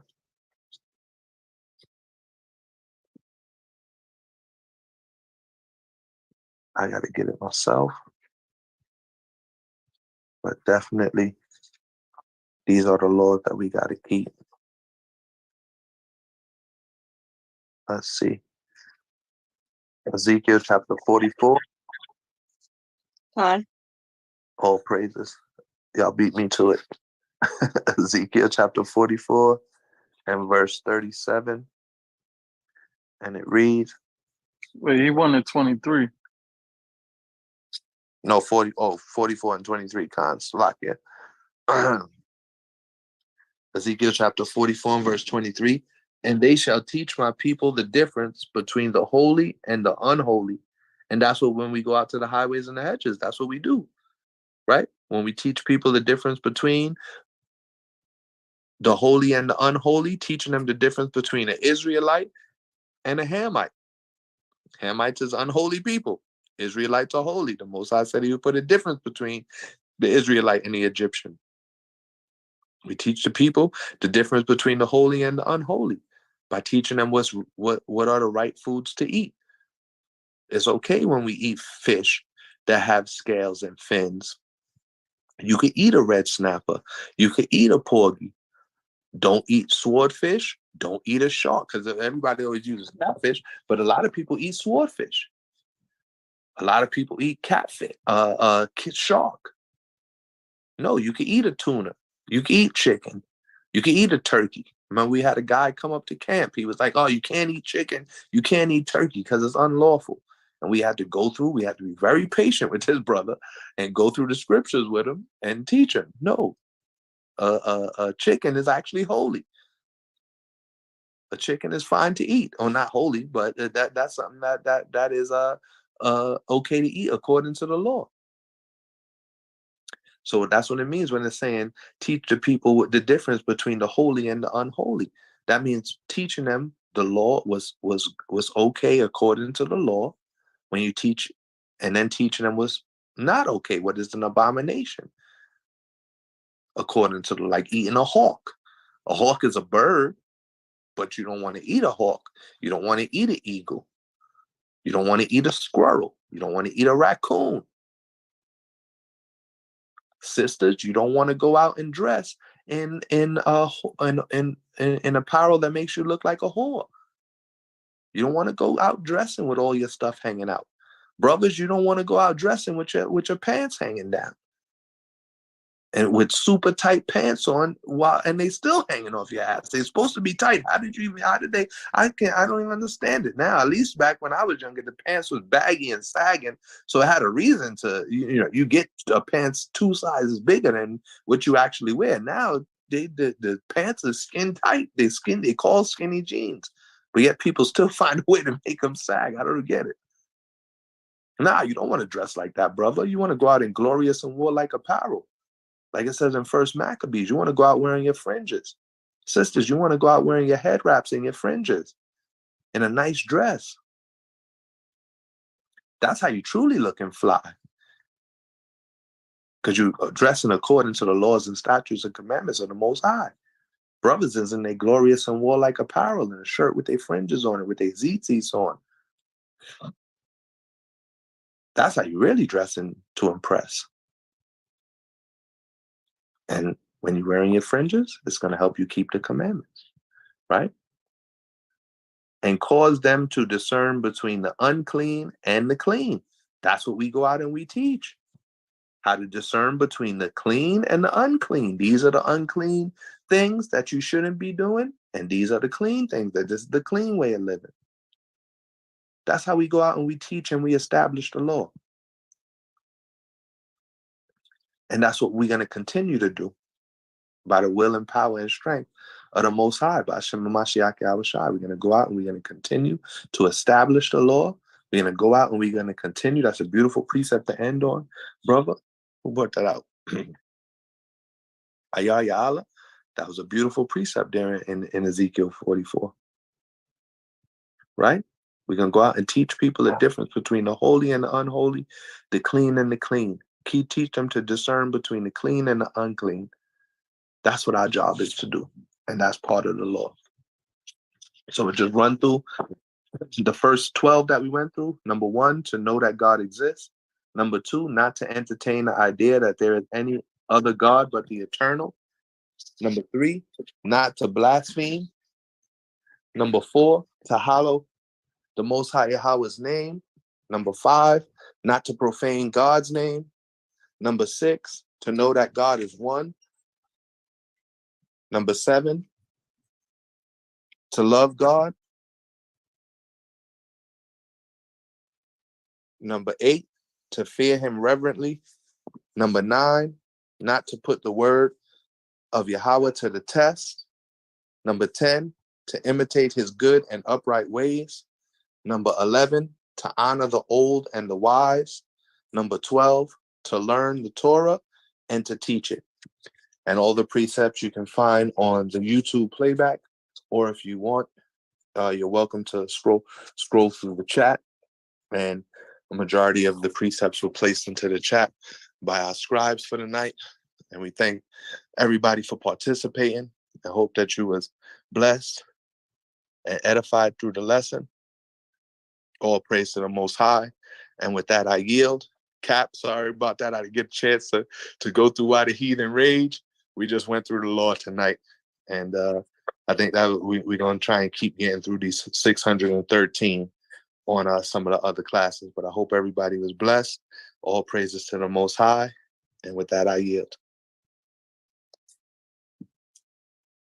Con. Mighty lesson out. Khan, all praises to the Most High, the water. Mighty precepts you brought out, brother. Definitely, brother Jeremiah, you was bringing it out tonight. All praises to the Most High. That Joshua one right there might have been the mic drop, man. All praises. All praises. Beautiful lesson. Yaria, you there, King? Shalom, shalom. Shalom, shalom. You hear me?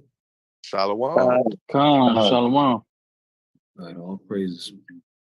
Yeah, mighty lesson, King. Yeah, today was basically the Q&A, just to sharpen everybody's sword, making sure everybody knows scriptures, precepts. Whoever's on the YouTube and on the HY Illinois, I'm gonna end the video on the YouTube one. And come, Sean.